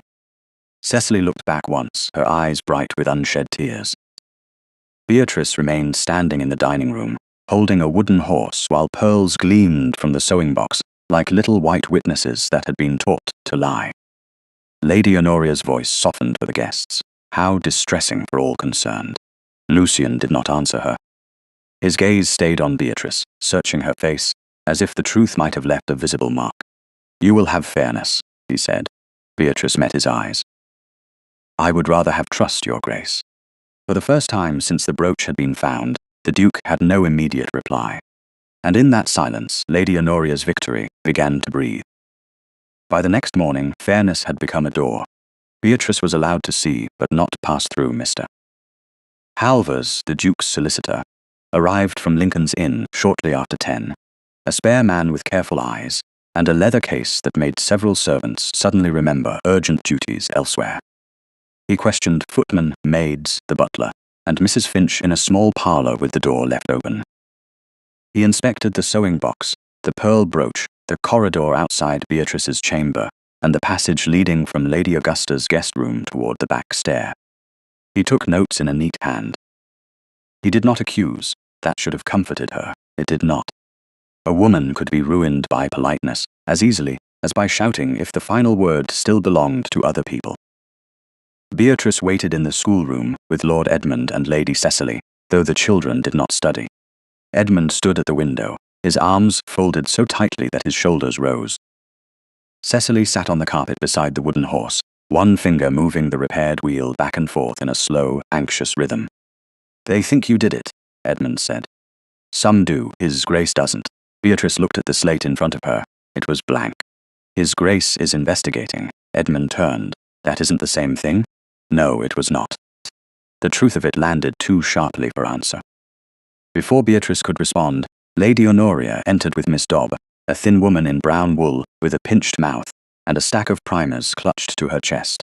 Miss Ellery, Lady Honoria said. Until this unpleasant matter is resolved, His Grace has agreed that Lord Edmund and Lady Cecily's lessons should proceed under temporary supervision. Edmund's face went white with fury. No, Cecily stopped moving the wheel. Beatrice rose slowly. My lady, may I speak with His Grace? His Grace has made his decision. Then may I hear it from him? Lady Honoria's smile was faint. How very bold for a woman under inquiry. How very useful for others that I should be silent. Miss Dobb made a small shocked sound. At the door, Lucian appeared. He had heard enough. Beatrice knew it before his eyes met hers. He looked as though he had slept little. The usual severity remained, but something strained beneath it. "Aunt," he said. "Leave us." Lady Honoria dipped her head. "As you wish." She took Miss Dobb with her, but not before giving Edmund a look that warned him against rebellion. The door stayed open. Lucian came no farther than the threshold. That distance hurt before he spoke. "Miss Dobb will take the children for the next 2 days." Edmund said, "I won't learn from her. You will be civil." "She thinks Miss Ellery stole. She has been told to teach, not think. That's what you want, isn't it?" Edmund's voice shook. "People who don't think." Lucian's eyes darkened. Enough. The word was not loud. It closed the boy's mouth anyway. Cecily flinched. Beatrice saw Lucian see that, and saw the regret come too late. "Your Grace," Beatrice said, because if she did not speak, then the room would become another place where fear taught obedience. "May I ask why?"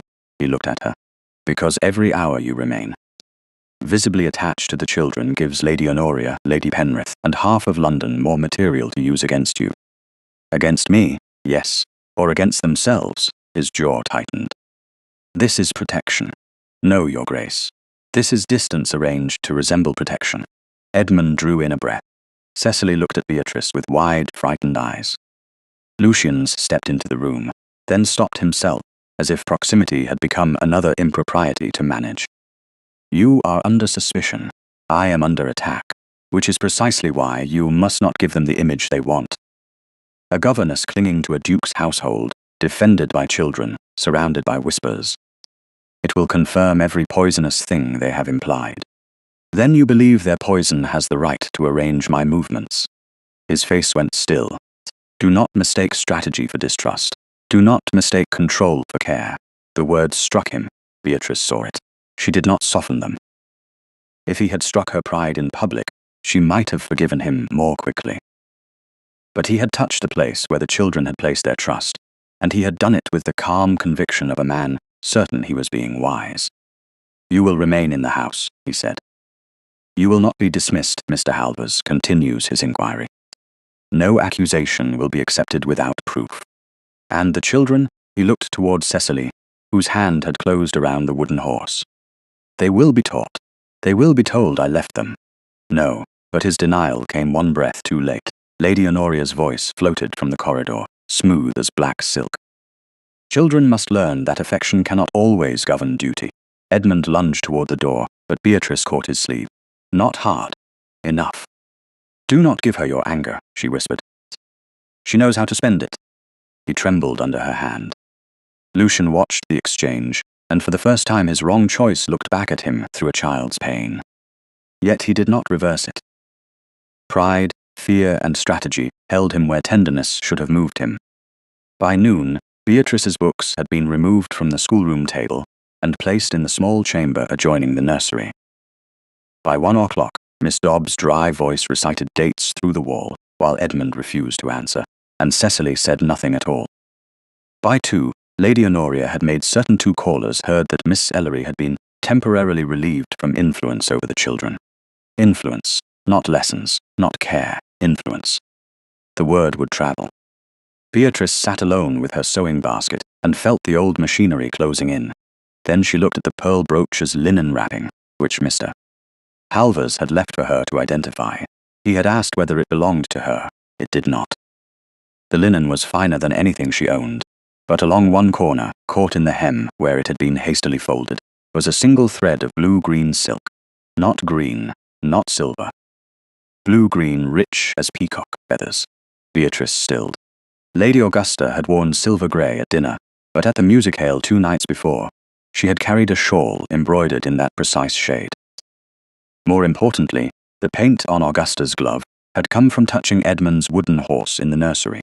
The person who planted the brooch had gone near the horse before the dinner.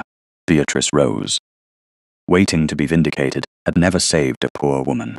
She put the linen in her reticule, tied on her bonnet, and went not to the drawing-room, but downstairs.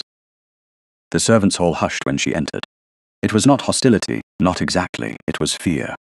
A governess under suspicion brought danger to anyone who helped her, Mrs. Finch stood near the linen press, with a ledger open before her. "Miss Ellery, I need to know who laundered Lady Augusta's gloves after the music-hall." The housekeeper's expression closed. That is not a question for you. No. It is a question for the truth. Unfortunately, the truth has no rank, so I must carry it myself. Mrs. Finch looked toward the passage. You should not be here. I have been told where I should not be since the hour I arrived. It has not improved. The house, a maid near the scullery door, made the mistake of looking up too quickly. Beatrice turned to her. You know something. The girl went pale. Mrs. Finch said, Jenny, please, Beatrice said, softer now. I am not asking you to risk yourself for my comfort. I am asking because Lady Cecily and Lord Edmund are being taught that truth loses whenever rank smiles. Jenny twisted her apron. The gloves weren't laundered here. Her ladyship's maid sent one pair out. Said there was paint on them that mustn't set. Where? Mrs. Vale's old seamstress sometimes takes delicate things. She keeps rooms off Mount Street when the family is in town. Name? Mrs. Finch closed the ledger with a quiet snap. For a moment, Beatrice thought the housekeeper would refuse. Then Mrs. Finch looked at the corridor leading upstairs, where Lady Honoria ruled by rules she had not made but had sharpened. Mrs. Pritchard, she said. 3 streets over. Blue door. No sign. Beatrice inclined her head. Thank you. I did not help you, Mrs. Finch said. Of course not. Beatrice left by the side entrance, accompanied only by a kitchen maid sent under pretense of an errand, which gave propriety just enough shape to pass inspection. Mount Street was bright with carriages and shop windows, but the narrow turning behind it smelled of damp stone, coal smoke, and boiled linen. The blue door opened after 2 knocks. A bent seamstress looked Beatrice over and would have closed it if Beatrice had not held up the blue-green thread. I am not here about gloves, Beatrice said. I am looking for Mary Trewin. The seamstress's face changed. Behind her, in the dim back room, a young woman dropped a bundle of lace.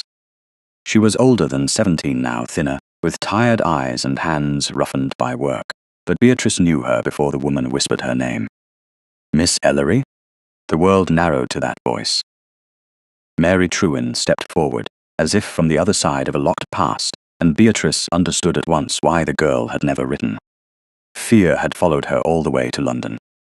Mary looked toward the street, then pulled Beatrice inside. You shouldn't have come, she whispered. If Lady Honoria knows I spoke to you, she'll ruin me too.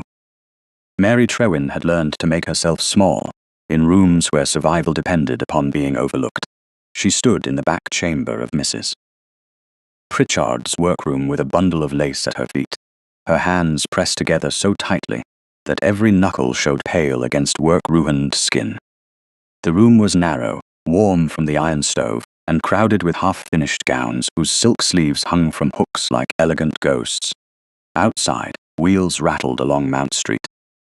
Inside, the past had stepped out from behind a curtain and was looking at Beatrice as though recognition itself might be punished.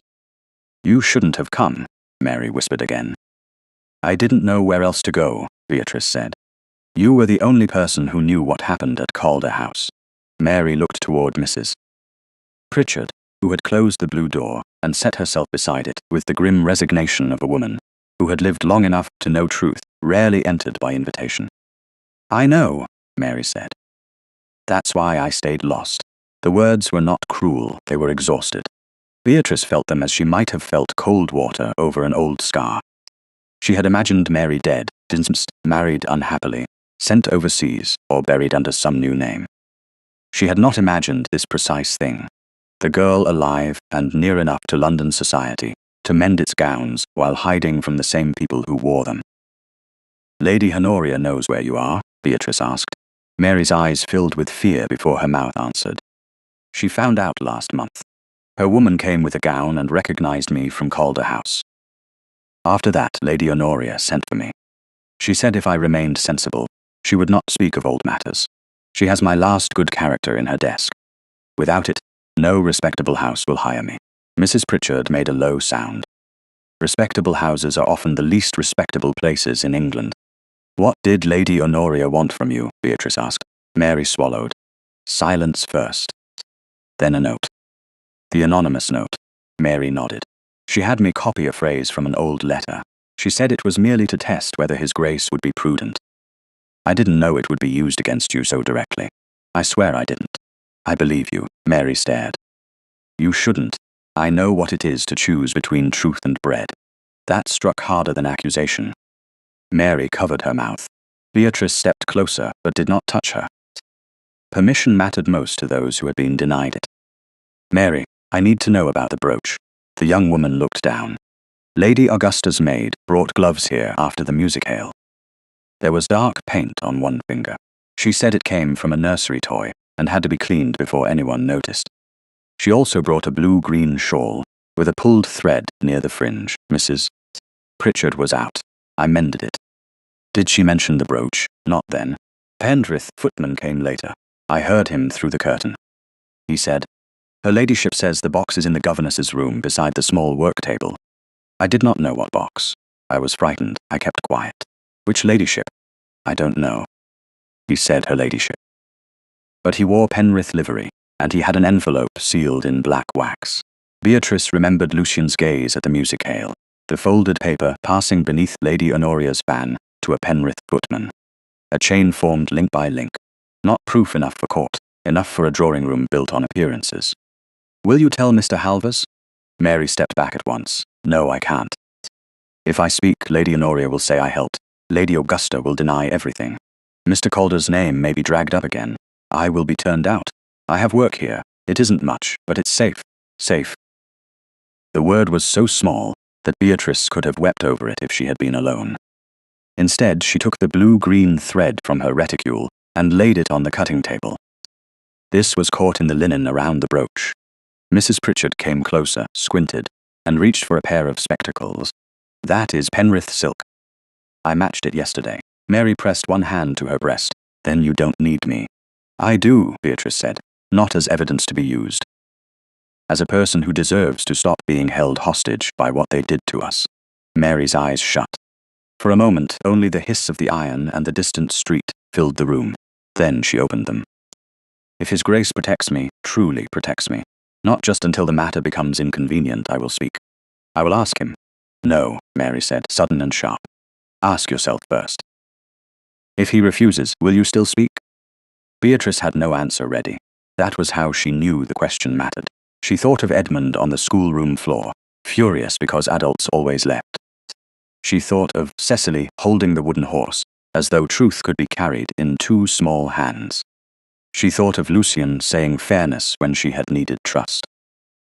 She could leave London that day, take what remained of her name, and search for another position in a smaller house where no one had heard of Lady Augusta's pearls. She would survive. She had done it before. But survival was not the same as dignity, and dignity was not meant to be saved only for oneself. If he refuses, Beatrice said, I will still speak. Mary's face changed. Not relieved, not yet, but less alone. Mrs. Pritchard folded a scrap of blue-green silk around the loose thread and handed it to Beatrice. Take this, and take care. Ladies with clean gloves often leave the dirtiest marks. Beatrice returned to Castamere House by the side entrance, because scandal had made even the front steps seem like a stage. Mrs. Finch met her near the lower passage, her expression severe with worry. Lady Honoria has been asking for you. Has she? She says the announcement may be made tonight. Beatrice stilled. What announcement? The housekeeper's eyes moved toward the stairs. Lady Augusta Penrith is to be presented to close family friends as the future Duchess, if His Grace does not object. There it was. The trap closing while the inquiry still breathed. If Lucian allowed the announcement, the Penrith alliance would become harder to break. Lady Augusta would stand as the suitable woman who restored order. Beatrice would be the governess under suspicion who had disturbed it. Where is His Grace? In the library with Mr. Halvers. Beatrice removed her bonnet. Please send him this note, Mrs. Finch looked at the folded scrap. Beatrice pulled from her reticule. You cannot write him directly in this state of gossip. Then, let gossip learn handwriting. Mrs. Finch almost smiled. Almost. Beatrice went to the small chamber beside the nursery and wrote with a steady hand. She did not plead. She did not defend her heart. She wrote the facts. Mary Trewin had been found. The Penrith gloves bore paint from Edmund's horse. The shawl matched the thread. A Penrith footman had known the location of Beatrice's sewing box. Mary would speak if protected from retaliation. and given a restored character independent of Lady Honoria's control. At the bottom, Beatrice added one line she nearly crossed out. "If your grace wishes to stand beside the truth, do not stand in front of me when I speak it." She sealed the note before courage could cool. An hour later, as dusk gathered over Mayfair, Lucian found her in the corridor outside the nursery. The children were inside with Miss Dobb, whose dry recitation of Roman emperors had driven Edmund into a silence more alarming than rebellion. Lucian held Beatrice's note in one hand. His face was controlled, but his eyes were not. "Mary Trewin is safe," he asked. "Not yet. She will have my protection. That is not enough if protection means hiding her until society loses interest. It will not. Your aunt holds her character. Not after tonight." Beatrice searched his face. "Lady Honoria means to force the announcement, I know, and will you allow it?" His jaw tightened. "I have delayed it. Delayed is not refused." "No," he said. "It isn't." The contraction surprised her. So did the honesty. He stepped closer, stopping at a proper distance, though the corridor was empty, except for a footman far down the hall. "I thought I could manage this by controlling the room around you. You controlled me instead." Yes, the admission had no ornament. "I was wrong." Beatrice felt the sentence pass through her carefully guarded anger. It did not undo the hurt, it changed its shape. "What do you intend now?" Lucian looked toward the nursery door, where Cecily's voice failed over a date, and Miss Dobb corrected her without kindness.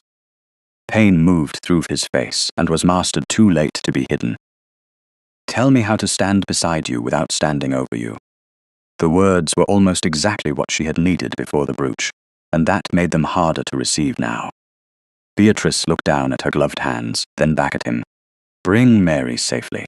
Bring Mr. Halvers. Do not silence the children if they speak. Do not make a grand defense before I have said what is mine to say. And Lady Honoria, let her accuse me clearly. Polite poison dies faster when named." Lucian's eyes held hers. "You understand what that room may do to you. It has been doing it in whispers all week. I would rather meet the blade where I can see it."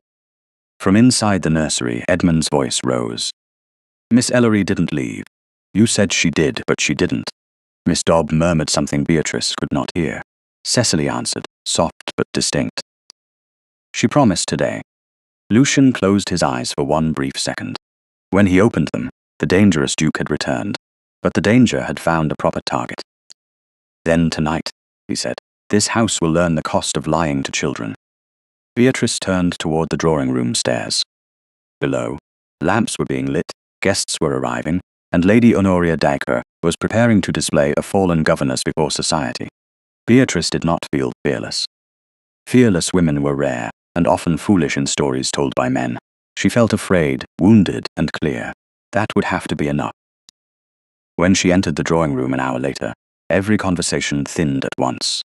Lady Augusta stood beside the mantel in pale silk, wearing no brooch at all.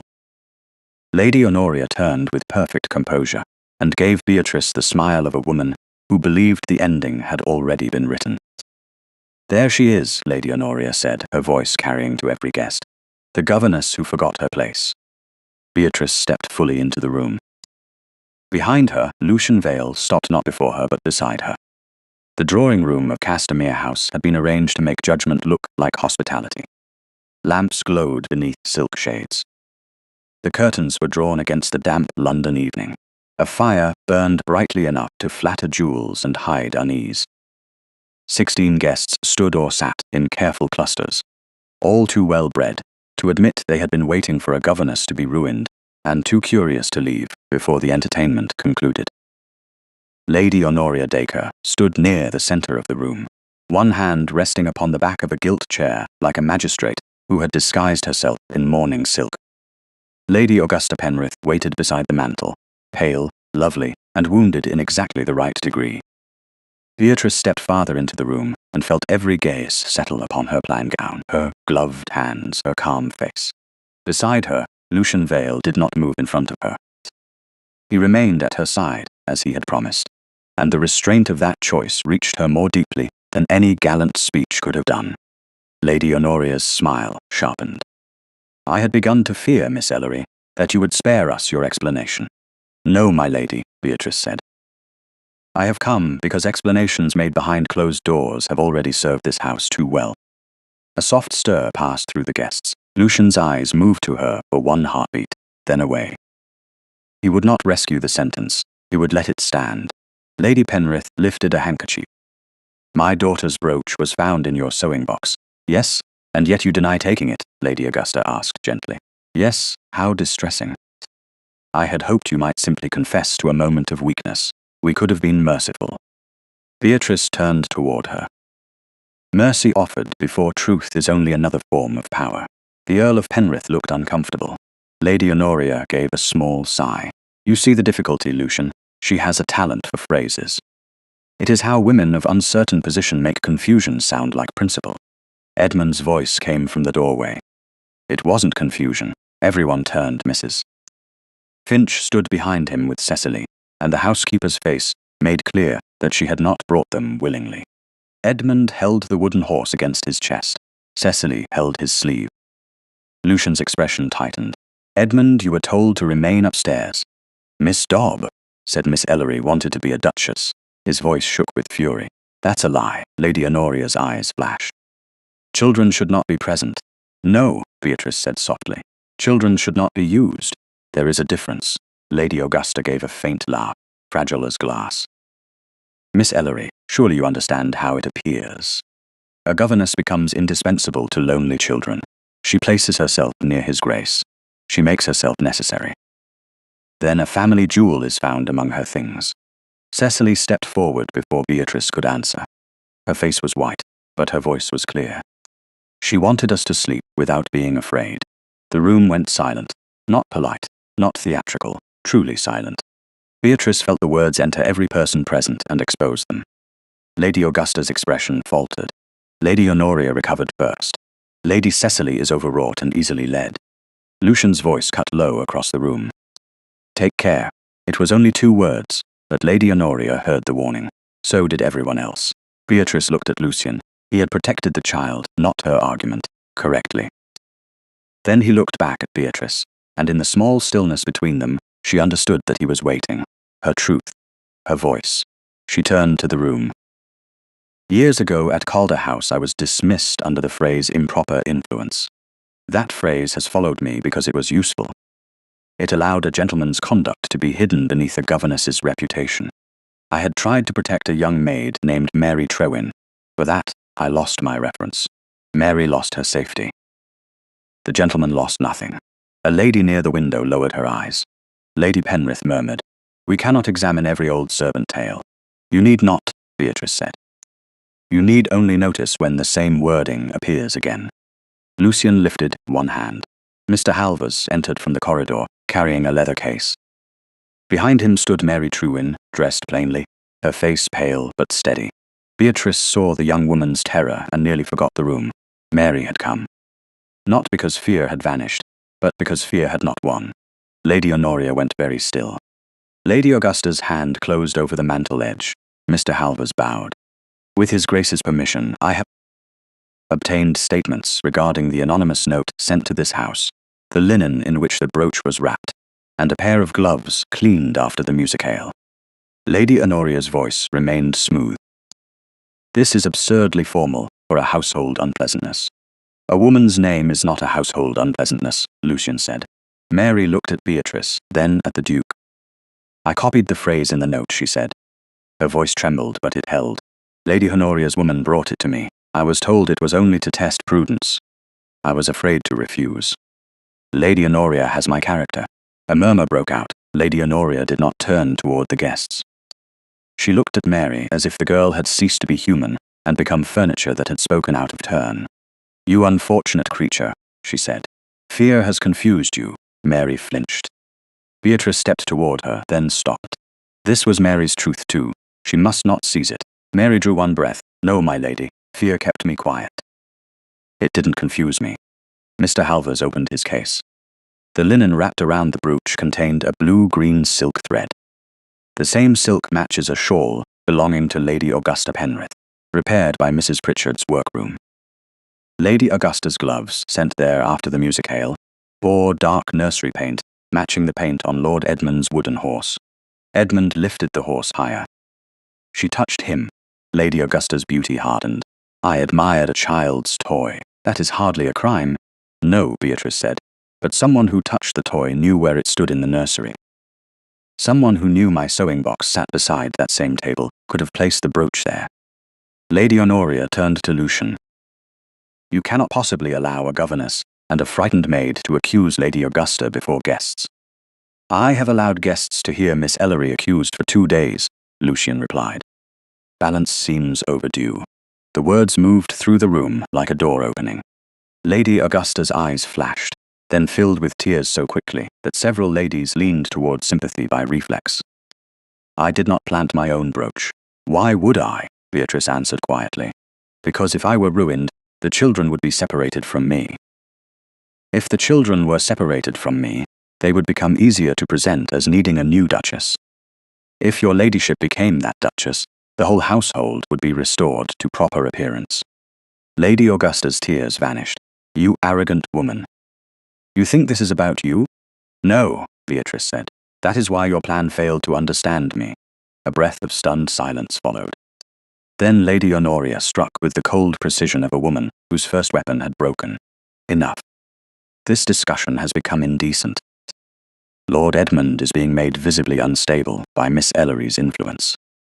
If this continues, society will speak not only of a stolen brooch, but of whether the heir presumptive of Castamere has been encouraged into rebellion by a servant who forgot her station. Edmund went rigid. Cecily clutched his sleeve. Beatrice's heart clenched. There was the deeper knife, not her reputation. This children's future. Lady Honoria looked at Lucian, triumph glinting beneath grief. You may defend Miss Ellery if sentiment has overtaken judgment. But ask yourself what London will say when your heir shouts at ladies, contradicts guests, and clings to a governess accused of theft. Ask what will become of Lady Cecily when whispers follow her into every drawing room. Attachment has consequences. Lucian's face had gone cold enough to frighten the room. Yet Beatrice saw the pain under it. Lady Honoria had chosen the one argument that could make him hesitate, because his fear for the children had always been stronger than his trust in himself. Beatrice spoke before that fear could make another wrong choice. Lord Edmund is not unstable because he tells the truth. Lady Cecily is not delicate because she has been frightened into silence. And I am not dangerous because they trusted me before the adults in this house earned it. She turned to Edmund and Cecily. You owe no one a performance of calm to make their cruelty look polite. Edmund's eyes shone. Cecily nodded once, small and fierce. Lucian looked at Beatrice then, with something unguarded in his face, something beyond admiration and beyond regret. It lasted only a second, but it changed the air between them. He faced the room. I believe, Miss Ellery. Lady Honoria gave a short, disbelieving laugh. Because you are charmed? No, he said. Because the evidence stands with her. Because the children's conduct stands with her. Because Mary Trewin's fear stands with her. And because character, when watched closely, leaves fewer hiding places than rank. Beatrice's breath caught. He had not said he believed her because he wanted to. He had said it as truth, not indulgence. That was the first gift he could have offered without making her smaller. Lady Honoria's face changed. The mask did not fall, it tightened. Then perhaps, she said softly, Miss Ellery should hear the last truth before she enjoys her triumph. Lucian's eyes narrowed. Aunt. Lady Honoria looked at Beatrice, and every word came wrapped in lace and poison. Ask His Grace why he meant to hand those children to a duchess chosen for influence, not tenderness. The room held its breath. Beatrice did not look away from Lucian. This time, the silence belonged to him. Lucian Vale did not answer at once, and the silence that followed Lady Honoria's accusation did more damage than denial would have done. Beatrice felt it move through the drawing room, touching every candle, every pearl, every lifted fan. The guests understood enough to lean inward without appearing to do so. Lady Augusta watched, with a brightness in her eyes that no longer resembled tears. Edmund held the wooden horse so tightly that the repaired wheel pressed against his coat. Cecily stood very still beside him, her small face turned toward the brother, who had become a duke too young, and a guardian too late. Beatrice looked only at Lucian. If he lied now, the room would forgive him. Dukes were forgiven for practical arrangements. Women like Beatrice were condemned for needing bread. Children were told to be grateful for whatever shape safety wore. He seemed to know all of it. That was why the answer cost him. "It is true," he said. A sound passed through the room, not quite a gasp, not yet judgment. Lady Honoria lifted her chin, victorious too soon. Beatrice did not move. The words struck, but she had learned not to fall where cruel people had arranged cushions for spectators. Lucian turned first to Edmund and Cecily. His face was controlled, but his voice had lost the cold polish that usually made men obey before they understood. "I intended to marry Lady Augusta Penrith because she was suitable. Because society would approve.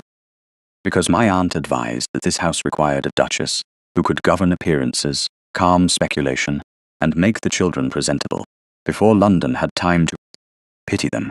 Edmund's mouth opened. No words came. Cecily's hand found his sleeve again. Lucian looked at them as if every sentence were a debt long overdue. "I allowed the word presentable to stand where the word loved should have been. For that I am sorry." Lady Honoria's expression tightened. "Lucian, do not dramatize ordinary duty." He turned to her.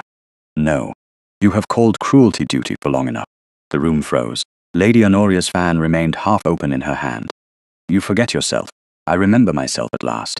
His voice did not rise. It deepened, and the danger in it finally had a proper target. "Mr. Halvers." The solicitor stepped forward, opened his case, and withdrew several folded papers. Lucian did not take them. He did not need to flourish evidence like a performer. "State what you found." Mr. Halvers bowed slightly. The original reference of Miss Althea Grant, former governess to Lord Edmund and Lady Cecily, was favourable when issued. The copy retained at Thornmere Hall was altered. Similar alterations appear in the references of 2 other governesses previously employed by the household. In each case, phrases concerning improper influence, unsuitable attachment, or emotional disturbance appear only in later copies. Guests shifted. Lady Penrith looked toward Lady Honoria, then quickly away. Lucian said, "By whose hand?" Mr. Halvers glanced at a page. The alterations matched the hand of Mrs. Voss, Lady Honoria's personal woman, according to samples obtained from household inventories.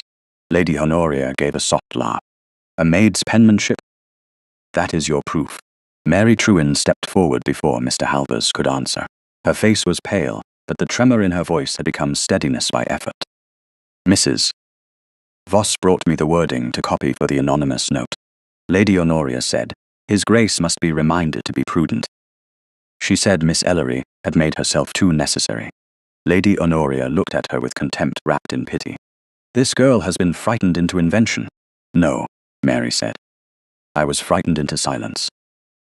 Miss Ellery taught me the difference." Beatrice felt the room turn again, slowly, as if truth were a heavy door, and everyone present had one hand upon it, whether they wished to or not. Lady Augusta stepped away from the mantel. "This is absurd. Even if Lady Honoria disliked the governess, that does not explain my brooch." "It explains motive," Lucian said. "Mr. Halvers, continue." "The blue-green silk thread found in the linen surrounding the brooch matches the repaired shawl belonging to Lady Augusta Penrith.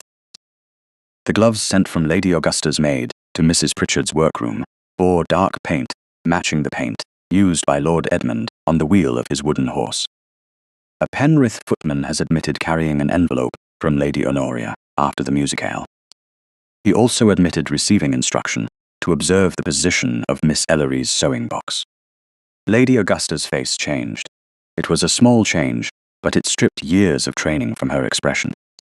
For the first time that evening she looked not wounded but caught. Her father stood. "Augusta, I did not place anything," she said quickly. "I only said where the box was. Lady Honoria said it would frighten Miss Ellery into leaving. She said no harm would be done if the matter did not go too far." Edmund burst out, "You called her a thief." Lady Augusta flinched as if the child's truth had done what adult accusation could not. Lady Honoria's voice cut cleanly. "Enough. A household must sometimes be protected from unsuitable dependence. Miss Ellery is not family. She is not of your rank. She invited disorder into this house by encouraging children to value feeling above duty." Beatrice heard the old verdict in new words. It should have wounded her. Instead, It clarified everything. She stepped forward. No, my lady, I encourage them to value truth above fear. If that is disorder, then perhaps this house has been too orderly for too long. Lady Honoria's eyes flashed. You presume to lecture a family that took you in. This family employed me. Lord Edmund and Lady Cecily trusted me. His Grace questioned me. You tried to use me. You are a governess.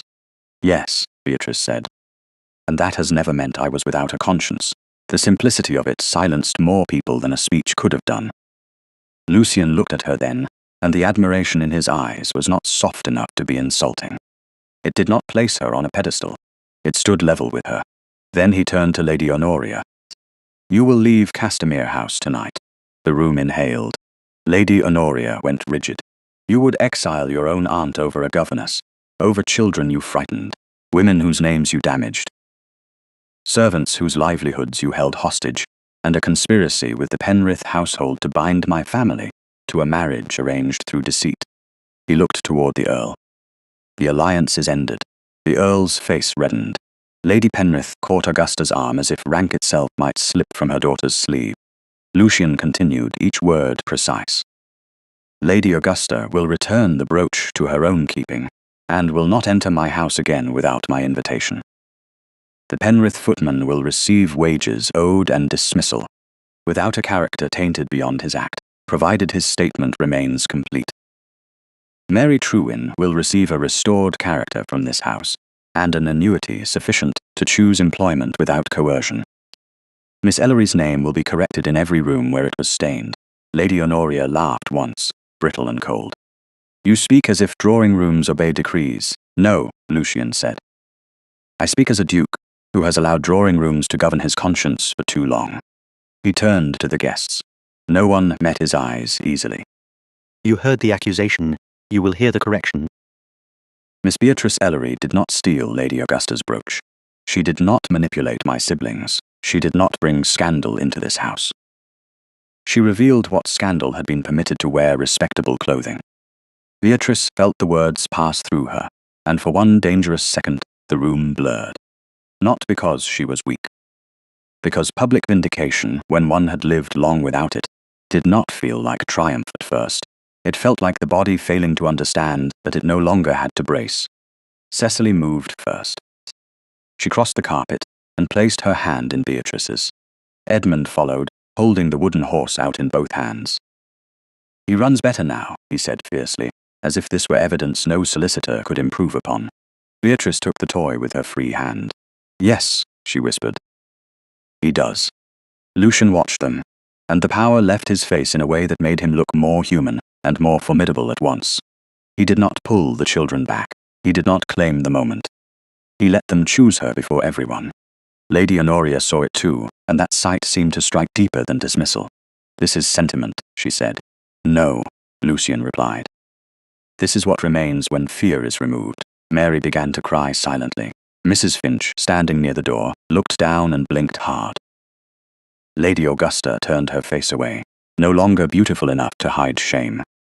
Beatrice curtsied to the room, because dignity had carried her into it, and dignity would carry her out. Then she looked at Lucian. He had defended her. He had confessed. He had made consequence visible. Yet the hurt between them had not vanished, simply because justice had arrived. He seemed to know that. Miss Ellery, he said quietly, when you are ready, I would ask permission to speak with you privately. Not demand, not assume, ask. Beatrice held his gaze. Not tonight, Your Grace. Something flickered in his face, pain accepted without protest. Then, not tonight, Edmund looked panicked. You are leaving. Beatrice turned to him. I am going upstairs. That is not the same thing. Cecily squeezed her hand once before letting go. Beatrice gave the wooden horse back to Edmund. Keep him safe. You fixed him, he said. No, she answered. You trusted me with him. She walked toward the door. No one stopped her, no one dared.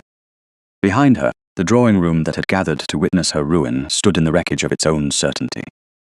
Beatrice Ellery left, not as a thief, not as a fallen governess, and not as a woman rescued into gratitude. She left as herself, with her name restored, her heart unpromised, and the right to decide whether House of Vale had truly learned how to repair what it had broken. 3 weeks after the drawing-room at Castamere House learned to fear the truth, Thornmere Hall opened its nursery doors before breakfast and kept them open. The change was not announced. No footman rang a bell for it, no guest applauded.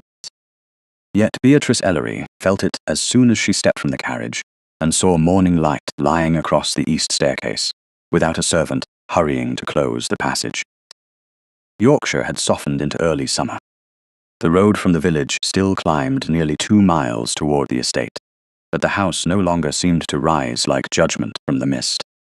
It stood old, severe, and wounded, but not beyond repair. Mrs. Finch met her in the hall, and for once the housekeeper's face did not arrange itself into careful neutrality. "Miss Ellery," she said. "Welcome home." The word struck too deeply for a greeting. Beatrice looked toward the stairs before answering, because home was a dangerous word when one had lived at the mercy of other people's doors. "Thank you, Mrs. Finch. The children have been waiting since dawn. Then they have shown heroic restraint." A thump sounded above, followed by Edmund's unmistakable voice. "We heard the carriage." Cecily appeared beside him at the upper landing, one hand on the rail and the other clutching a rolled map. She did not hide behind her brother. That was the first miracle. The second was that Edmund did not pretend he had not been running. He came down the stairs quickly, stopped 3 steps from the bottom, remembered dignity, and finished at a walk. "You were late," he said. "By 6 minutes," Cecily added. "I apologize for the injury to the schedule," Beatrice said. Edmund's mouth twitched. "We have made a map room, have you?" It was his. "Grace's idea," Cecily said, then glanced toward the breakfast room, with the solemn expression of a child who had been entrusted with a secret too large for her age. "But we chose the colors." Beatrice followed them through the hall, past portraits that seemed less powerful now, that no one had been forced to stand beneath them, and called dread by the name of duty. Lady Honoria was gone from Thornmere Hall. She had been taken to a dower house in Bath under the care of a widowed cousin who possessed both rank and no patience for manipulation. Lady Augusta Penrith had withdrawn from London society with a sudden complaint of nerves. The Earl of Penrith had sent a letter to Lucian so stiff with apology that it sounded less like remorse than the collapse of a bargain. Mary Trewin had received her restored character, and, more importantly, the money to refuse the next unsafe position. Beatrice knew all of this from letters. None of it had prepared her for the sight of the nursery. The punishment benches were gone. The heavy curtains had been tied back.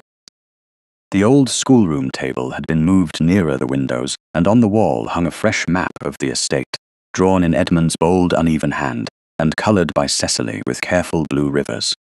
Beside, it was a smaller map of England, pricked with tiny pins marking every place Beatrice had named during the journey from London.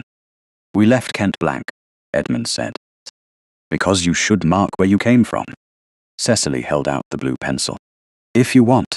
Beatrice took it, though her fingers had grown unsteady. She marked a small place near the coast, where her father's church had stood, and where a younger version of herself had believed goodness protected the truthful. "There," she said. Edmund studied the mark.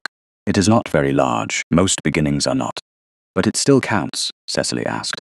Beatrice looked at the little blue dot. "Yes. It still counts."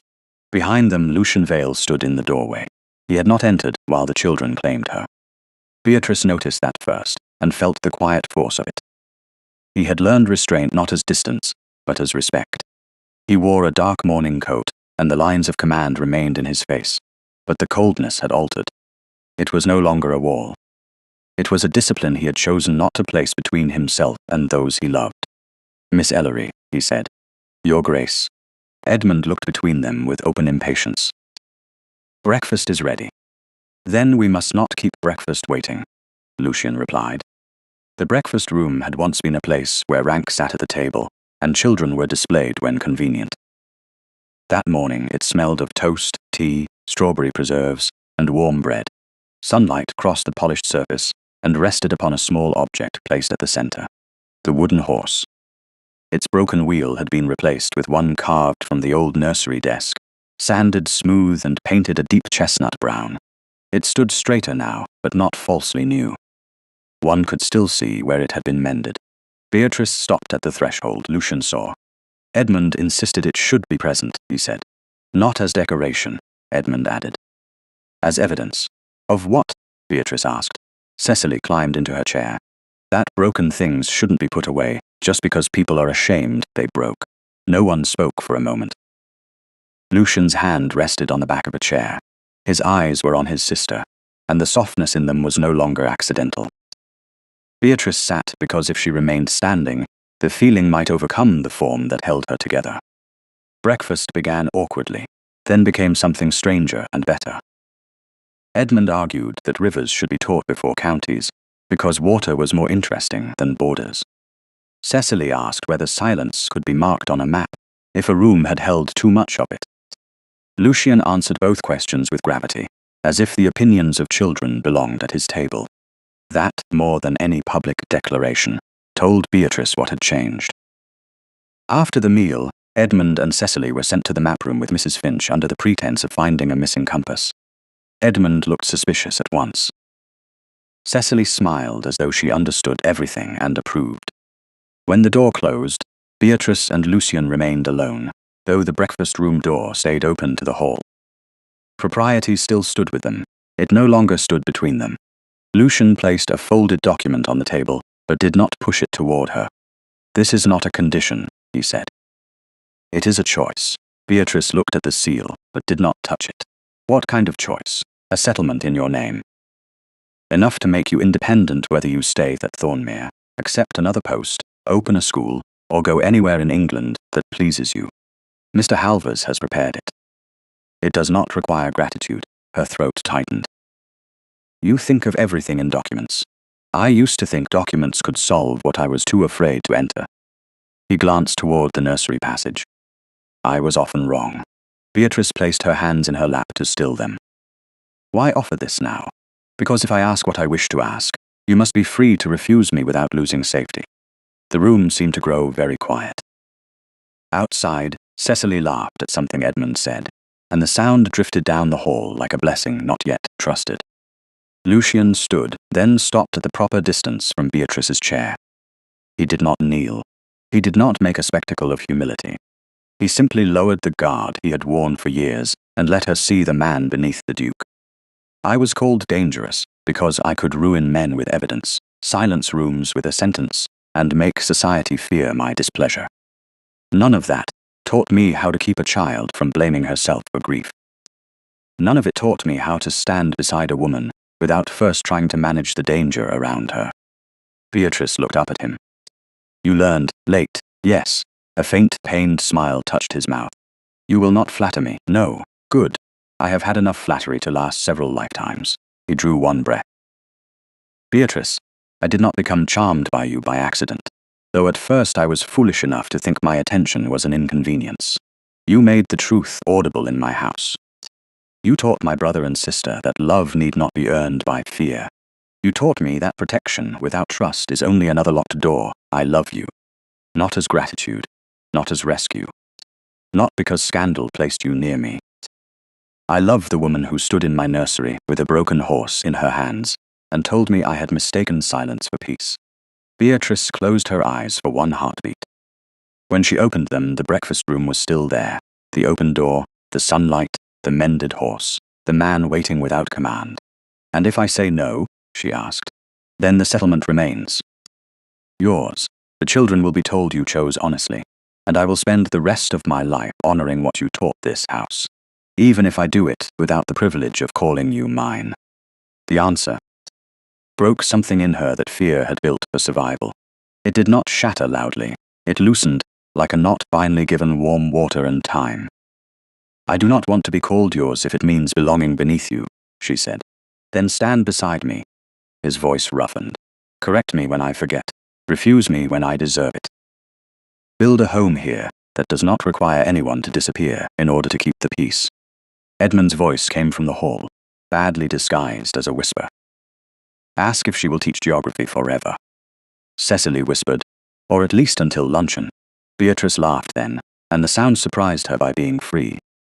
Lucian turned toward the door with a look so sternly tender that both children ducked out of sight too late.